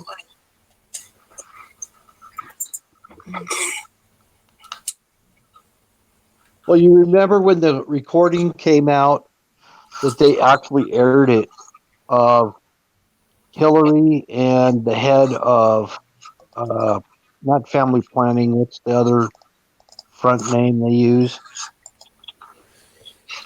What's the other one? Not Foundation. family. Huh? The Clinton What? Foundation. The foundation. The Global Foundation. No, it's part of family planning or whatever they call it, Planned Parenthood. That's the name. And that video that came out where they actually recorded her talking about selling baby body parts. They recorded her and aired it, and it all got taken off the air.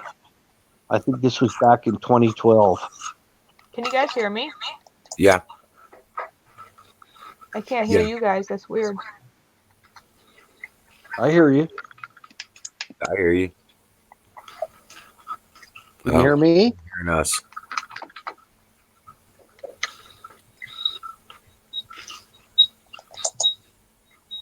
I hear the squealing. She's been clicking buttons and she turned off her speakers somehow. Yeah.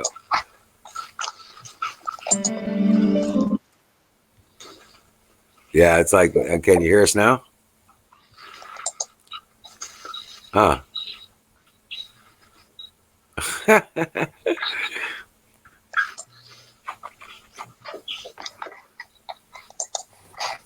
No, there's I'll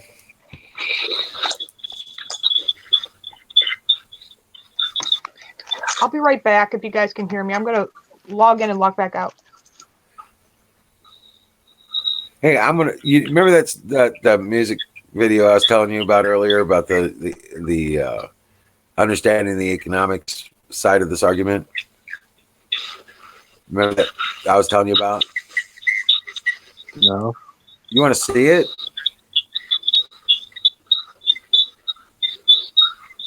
No? I'm hearing the squealing again. Oh, okay. I just quieted up. You got it. What the heck that is, yeah. You fixed it. I guess. I didn't do anything. But I want to show that video.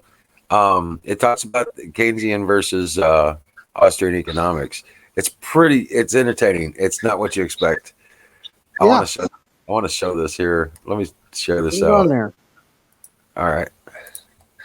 I can hear you guys. Can you hear me now again? Yeah, we can hear you.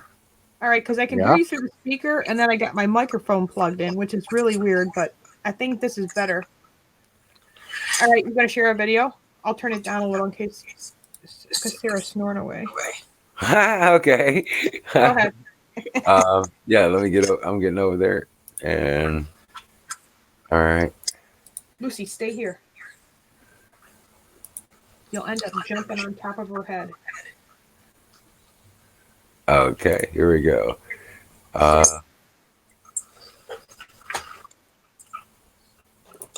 Cracker.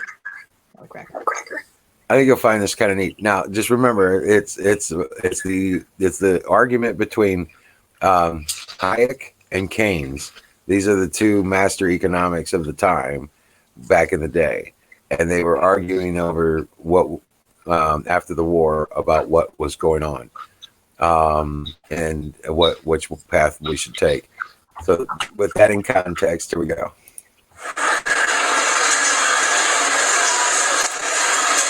Watching you.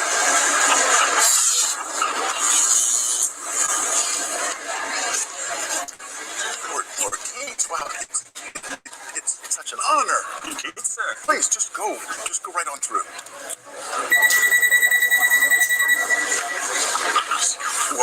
Whoa.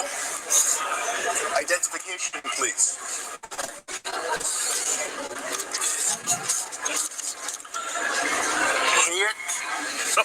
Hayek, like high explosives. High explosives. We have a 1066 HQ. I repeat, we have a 1066. Copy that, like groceries. 1066. That was just an example of an advertisement.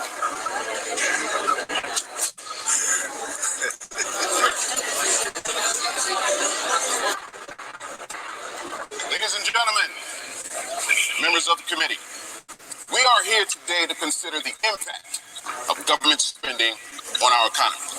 We're fortunate to have two world-renowned economists to offer their testimony on the matter. I see you took a detour down the road to serfdom. Talk about the end of laissez-faire. Well, shake it off, Freddie. I'm not pulling any punches in there. I'm ready. Are you? Prepare for the return of the master. John Maynard Keynes. F.A. Hayek. Round 2. Round 2.0. Same economists. Same beliefs. New microphones. New mustaches. Here we are, peace out. Great recession, thanks to me. As you see, we're not in a depression. Recovery, destiny. If you follow my lesson, Lord Keynes, here I come. Line up for the procession. We brought out the shovels and we're still in a ditch and still digging. Don't you think it's time for a switch from that hair of the dog? Fred, the party is over. The long run is here. It's time to get sober. Are you kidding? Look, your work's perfectly fine. Have a look, the Great Recession ended back in '09. I deserve credit. Things would have been worse. All the estimates prove it. I'll quote chapter and verse. Econometricians are ever so pious. Are they doing real science or confirming their bias? Their Keynesian models are tidy and neat, but that top-down approach is a fatal conceit. Situation with you. What's bottom up for more now? The fight continues. Keynes and Hayek second round. It's time to win.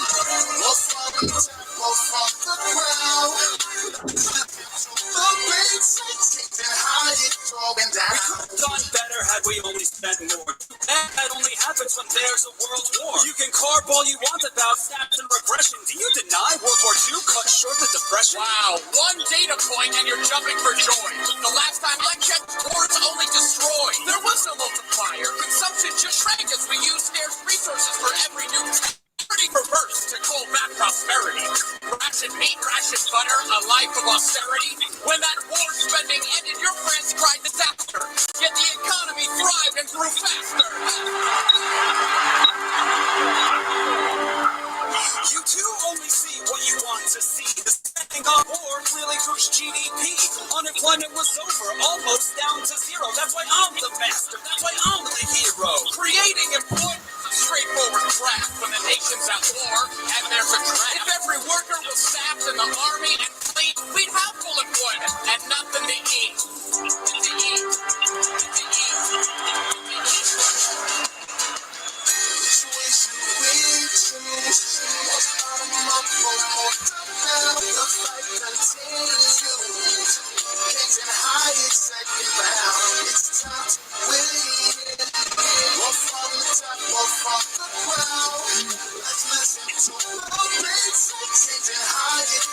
Jobs are a means, not the ends in themselves. People work to live better, to put food on the shelves. Real growth means production of what people demand.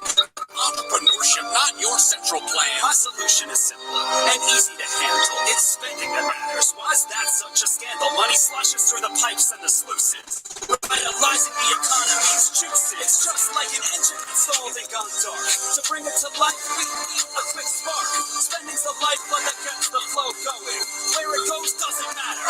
Just get spending slowly. See slack in some sectors as a general glut, but some sectors are healthy, only some in a rush. So spending's not free, that's the heart of the matter.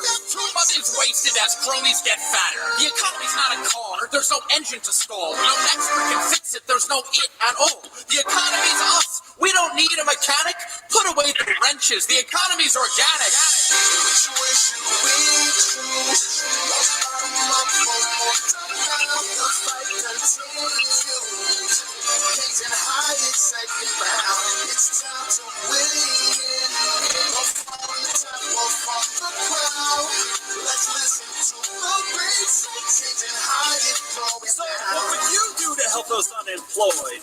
This is the question you seem to avoid. When we're in a mess, would you have us just wait, doing nothing until markets equilibrate? I don't want to do nothing. There's plenty to do. The question I wonder is who plans for whom? Do I plan for myself or leave it to you? I want plans by the many, not by the few. Let's not repeat what created our trouble. I want real growth, not a series of bubbles. Stop bailing out losers. Let prices work. We They won't go berserk. Come on, are you kidding? The Wall Street gyrations challenge worldview of self-regulation. Even you must admit that the lesson we've learned is more oversight's needed, or else we'll get burned. Oversight? The government's long been in bed with those little bitty sects and the firms that they blend.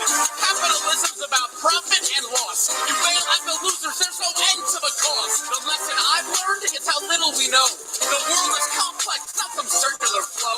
The economy's not a class you can master in college. So think otherwise is the pretense of knowledge.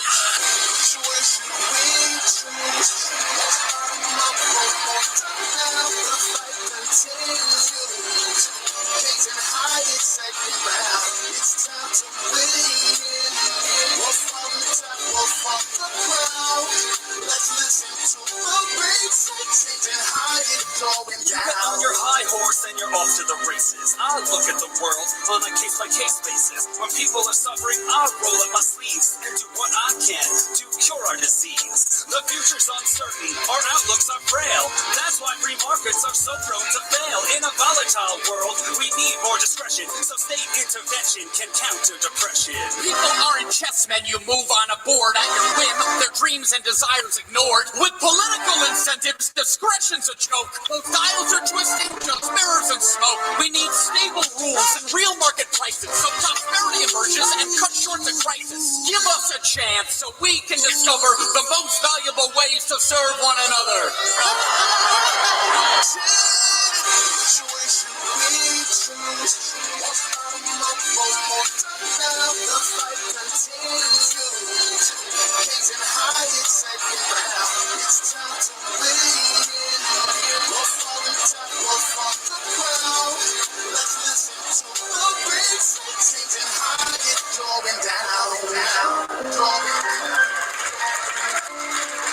He knew he lost, but they were cheering him. Right. Which way should we choose? What's bottom up or more top now? The fight continues. Kings and Hyatt second round. It's time to win. More from the top or from the ground. Let's listen to the great Kings and Hyatt throwing down. You see that? He knew he lost. He didn't understand why they went with him.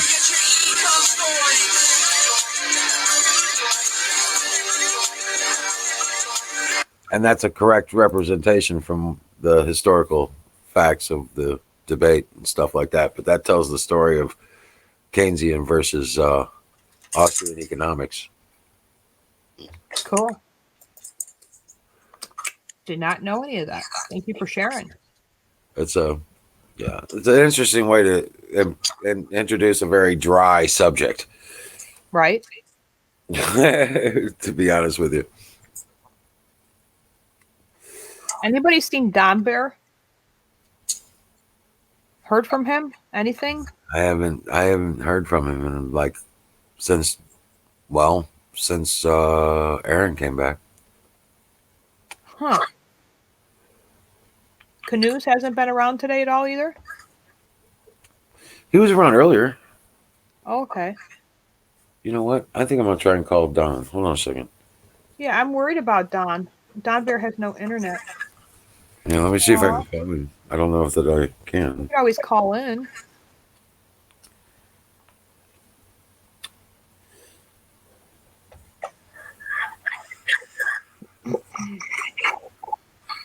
He must live in a rural area. I don't know. Yeah, he lives on a mountain. Mount Rainier. It's crazy, but yeah. He lives on a mountain. He's a mountain man. Excuse me. Let me see if I can get a hold of him. Let's see if he's... It shouldn't be too late for Bear. Right.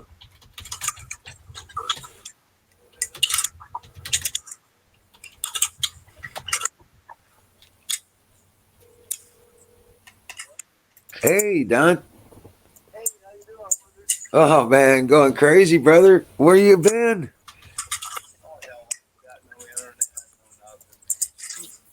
No shit. Yeah, I haven't seen nothing, heard nothing. For fucking months. Did Trump get it exonerated or what? Yeah, he got acquitted. And yeah, now they're dealing with Roger Stone, and How have you been, Carpenter? it's all wow. There's so much to catch up on, bro. How you doing? We're putting together the game, and we've got it going pretty well. Batteries in here. That's growing here and there, I think and it is, yes. getting solid. Just waiting for you to come back, brother. Is battery here? Oh, battery.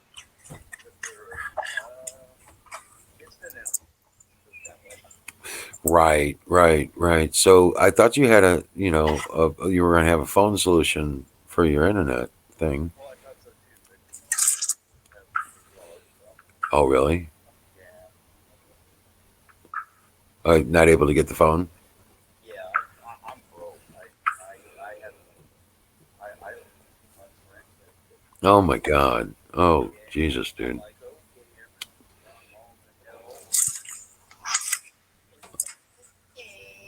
Oh no.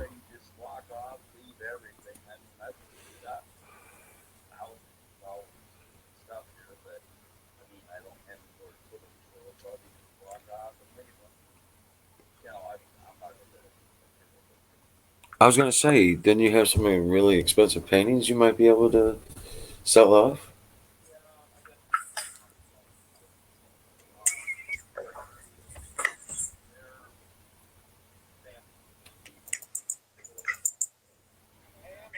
Sorry. Sorry about that. Oh wow.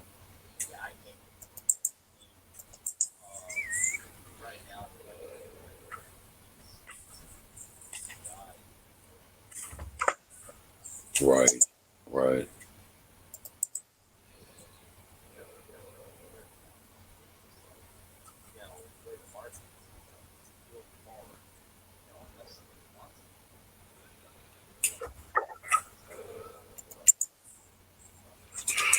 Right, right.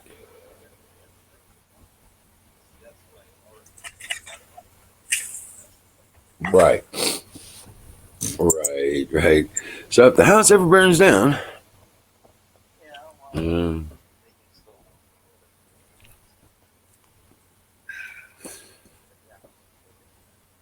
right, right. Wow. Things been going interesting. I'm sitting here finally I got my own drug, Right.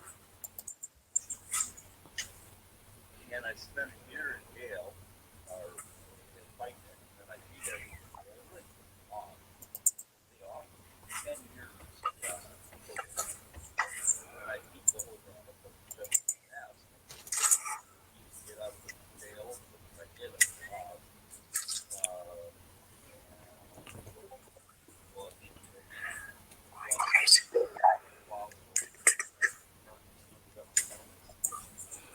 Oh wow. Oh wow. So, I've been kind of forgotten about on that. So, I've almost taken back over there, but I can't do that until it warms up. Right. You know, there's seasons out there. Basically, until about right now, and then everything goes down. Oh wow. Oh wow. I mean, snow doesn't happen. I've had snow, I've had it good. Right, right. Snow and ice doesn't happen. That's not a factor. Yeah. Right. But no, things are going okay. I don't know if any information ever got out or whatever, but Oh, guys. Good to see them talking to Don Bear. Tell him we all love him and miss him. Yeah. Wiz, tell him we all love him.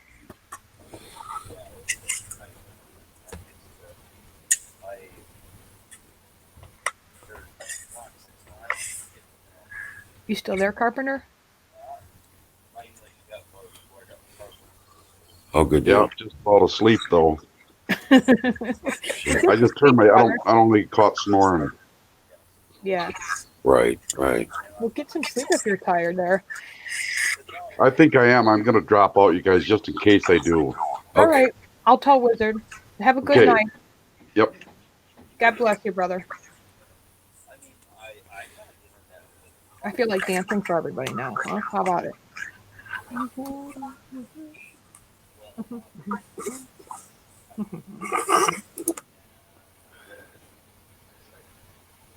Wow. Here, let me show you guys some stuff.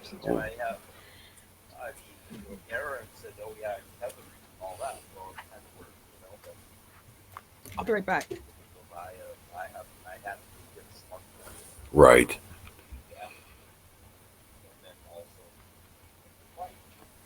Right.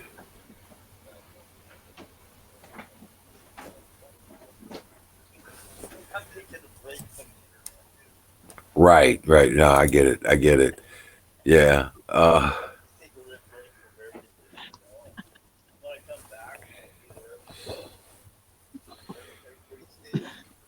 Right.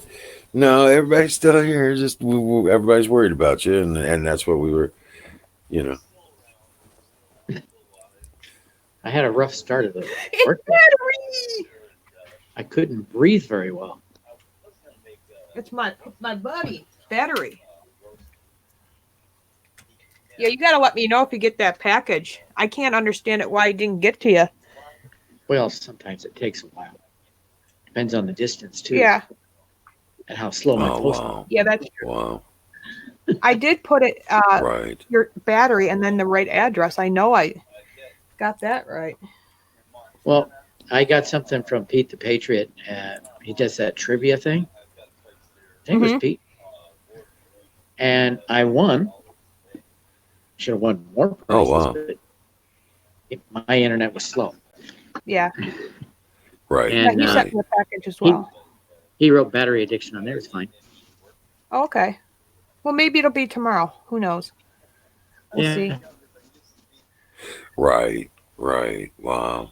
I just hope some postal worker just, sometimes packages accidentally get opened and they throw it out. It's like you're breaking Right. many federal laws by doing that, but they do it, believe it or not. Because they hate Trump in my neighborhood. Wow. I have a Trump sticker on the back of my window, and good for I've only had positive comments. Yeah, that's good. Oh yeah, absolutely, absolutely. That is shocking in Portland. Mm-hmm. Yeah, especially yeah. Right, I haven't right. Trying to get things squared away. I get you, brother. Well, God bless you. If you need anything, give me a call. You know that. I'd probably get bottles thrown at me downtown. The cold. This still got me locked down. Pretty much. I've got my. You pretty much even work on the weekends too, don't you? Done as far as unpacked and. Do you work Saturdays and Sundays? Battery? Organized. I'm just about complete with that. I work for free at home. Yeah. Right. Yep. The work just never ends. Yeah. Does it? Yeah. So. Like the Energizer. Right. Yeah, I got that fixed shortly after Thanksgiving. And so I did not sleep well last night. Oh no! I woke up Right. about 1:28. But when it's cold like this, I can't get the cold. I can't get 11:30. hot water at the back of the trailer. Then I woke up at It's like 7 degrees tonight. So 2:20, and went back to sleep. And 6:20 come around, and I'm like, I don't want to get up. Yeah, I've just laid there. We're on and the 7. doctor says if you just lay there and close your eyes, Fine. it's getting rest. But that's not a once you problem. lose sleep, No, you don't get it back. it's deep Then I enough. got to work, and I was trying to go the fast. The temperature. I had energy, so I was just moving really quick. But then I was like, I couldn't breathe. Yeah. Oh boy. So I had to slow down. Yeah. But I'm fine now. Take it easy. You got a wife at home that loves you. You got to take it easy there. I got to get back to work now. Yeah, well, we don't right. have a problem with that. In fact, I've got the Apex plumbing in here, Wizard. so that's not even an issue. I'm not worried about the pipes freezing. Don't work so hard, okay? But I can't get the hot water back there. You know what I'm saying? I Hey, can't get Bruce. hot water back to the back. We got Bruce in the house. It won't We get got hot. Bruce in the house. It's too cold to get What in is hot up, water. Bruce? It'll get warm, but it We ain't need getting more hot. people to join the panel. Come on, join. Click the link and join. Not at 7 If you're afraid to degrees. show your Yeah, face, not at just 7 do to an 10 audio. degrees. Yeah. We need to get Huckleberry back on and Buffalo Bill come back yeah. on. No, I'm Tanya, good. I'll join just the wait till stream. it's warm. Dallas, come on, buddy. It ain't gonna be hot. It ain't gonna be this damn cold for long. You know. Cece, join the chat. Join the panel.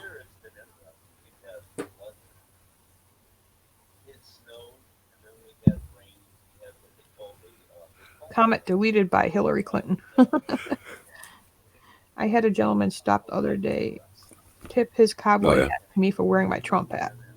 Awesome, Bruce. I'm glad that you got your flag, Bruce. Thank you for letting me know that you got your flag. Oh, Jesus. Right. Dallas, get on here, buddy. I'm talking to myself. Yeah, it's supposed to get in the 50s. So this next few days. I think he's trying to throw something. Right. Right. What do you want, Lucy? No more crackers. Yeah, it'll suck the life out of you. My dog wants my crackers. I put butter on saltine crackers. I like that for a snack. I always have since I've been a baby. Right, right. And my dog is looking at them right now and wanting them. Your battery is low. Aw, well, get it charged there, Buffalo Bill. Wow. Plug her in there. You can plug her in and go live at the same time. Right. Weird. I can't keep talking to myself. But I guess we'll share a little bit of information while he's on. I don't think he realizes his mic's on. Right. At the NRA ILA Leadership Forum last year, President Trump sent international anti-firearm community into hysterics by announcing his intent to withdraw I'm going to give you a call tomorrow evening, earlier in the evening. Arms trade treaty. Everybody was just wondering where you were and if everything was okay. The thought of many was in losing the treaty, only top-tier exporter, the ATT, would die. But that could not be further from the truth. Like every United Nations initiative, with or without the United States, the show will always go on. Yes, I don't know. I don't think so. Live. We're going to have to start making signs. Huckleberry, go live. Yep. Huckleberry, go live. Yeah, he's still going on Twitch and everything. So I guess we'll share some signs that I got. No, that's still the same. This is one of my favorites. I have one of these in my window. So everybody who drives by my house, they see these signs, and I change them out every other week, just for something new, different. But I want everybody to know from my neighborhood that I'm pro-life and pro-Trump. Yeah, that was awesome. It was crazy. My husband said when I go to my daughter's concerts, they don't want me to wear my Trump hat. Dude, I thought you were coming back with it. You see other parents, especially the gentlemen, the fathers wearing Trump hats. Right. How come I can't wear a Trump hat? Are you that embarrassed? I always tell my husband, you say you're a Trump supporter, but are you really? I have no fear. I believe God's got his arm around me, and every place I go, I believe God will protect me and my family, especially if I'm with my family. God will protect us. And I think that everybody should not fear wearing Trump hats. It is what it is. It's just ridiculous that some people say, well, I support Trump, but I'm not going to wear his hats because I'm a fear of what the public will say or do. It's like, well, if you're a Christian and you believe God's got your arm around you, God will protect you always. You bet. Regardless if you have a mega hat on or not. I will. You know it, brother. I'll talk to you tomorrow evening. All right, bud. Bye. So this is one of my favorite ones. As you can see. Hey, Wizard. Sorry, I was trying to keep your crowd here entertained. No, that was I was talking to Bear. He's fine. We all heard it, but I was like, does he realize that he has it on? I muted the sound, but not the mic. Yeah. Sorry about that. You could have muted me. I didn't know how. See the little microphone under my picture? Yeah, but I'm not on Firefox, so when I go on Steam Labs through Google, it's through my account. But when I'm an admin, I go on Firefox. because you told me you're that not was as an admin. and I Okay. didn't know I could do that. So it actually makes it a lot easier because Right. Right. it's Well, if confusing. you're logged in, Log in and log out. right. I thought you'd be logged in with the admin. So that's what I was saying. I'm sorry. That's Yeah. probably why I couldn't share because I wasn't logged in through the admin one. Right. Oh, Lord. Yeah. Right. Huckleberry says no makeup or hairdo. You don't have to have makeup on, sweetheart. You're beautiful without it. And if your hair's sticking straight up, who cares? I've been there, done that a couple times. Put on a hat. Yeah, grab a hat, put it on, and get on here. I'm shirtless, so I can't go up. Okay, Buffalo Bill, I get it. Put on a damn shirt. Right, Lucy? Right, baby girl? Oh, yeah. What happened to the carpenter? I don't know. He said he was going to go to bed, so he said he didn't want to pass out on camera. So he said he was calling it for a night and said good night. That's fine. Yeah, we're yeah. I was just glad to talk to Bear. Well, that was good that you got a hold of him. Did he say he was having internet issues or just? Yeah, he's not able to get the kind of phone that would allow him to have a hotspot. His current phone doesn't allow him to have a hotspot, so he can't tether to his phone, and his phone's not capable of We're gonna have to get him a phone or a laptop somehow. Right. Yeah. Yeah. Like I said, I have this computer. It's touch screen. It's all in one. It's one of those. It's got the tower in the computer or whatever. I don't know how that works. It's just all in one, and it's got a keyboard and a mouse to it. And I always said, any patriot that needs a computer, and wants it, I'll be glad to ship it out. Or if you want to help share the cost, or whoever wants it, yeah. So. Well, yeah. I do have some money coming back from Sensor Wars. Okay. I could put in on a good chunk of it onto helping Bear. Yeah, absolutely. We could get a wearing my mud pack, just the mud. He's joking, right? Yeah, he's I'm like, wait a minute. I know women care about their skin, and even Sarah's really 12 years old, and she's always getting these masks and this lotion stuff, and I'm like, you're gonna get some kind of skin cancer from all of these products. But I never would take men, literally putting mud on their skin, but you never know. I do hear it helps with wrinkles, so. Yeah, I'm not that vain. I don't care. Me neither. I go gray. I'm gray. If my skin wrinkles, it wrinkles. It's just God's will. Grandpa. I got 21 grandkids. Okay. No, you do not. Yes, I do. Wow. I knew you had some, but I didn't know that many. Wow. I've got 21 grandchildren. Good for you, Wizard. All right. I got 3 biological. Mud from my yard. Right. So he's probably like Tarzan, just goes up there, scoops it up, and puts it on, and his neighbors are looking at him like, what is that guy doing? Right. It comes to the police scanner. There's a strange guy standing in my neighbor's yard and putting mud on him. Oh my Lord.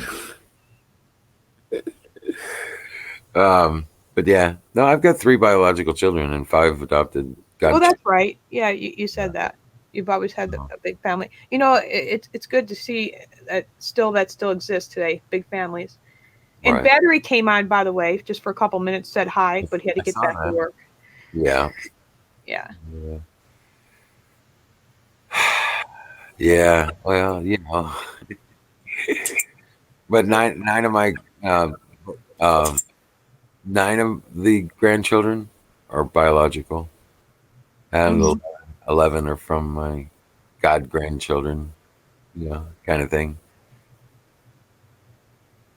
So they call me Paul.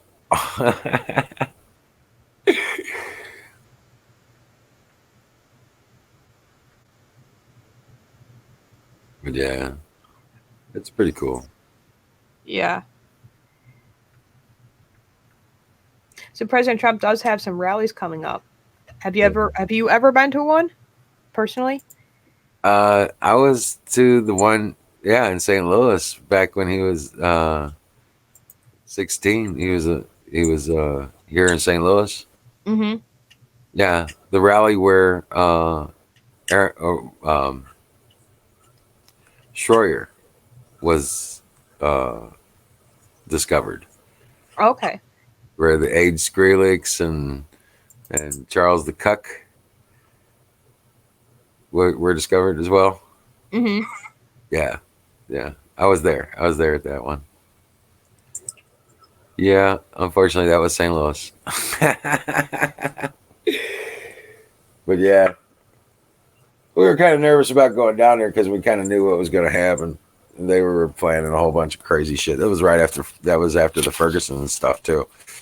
So yeah, we were like worried about going down there downtown for the rally. Yeah.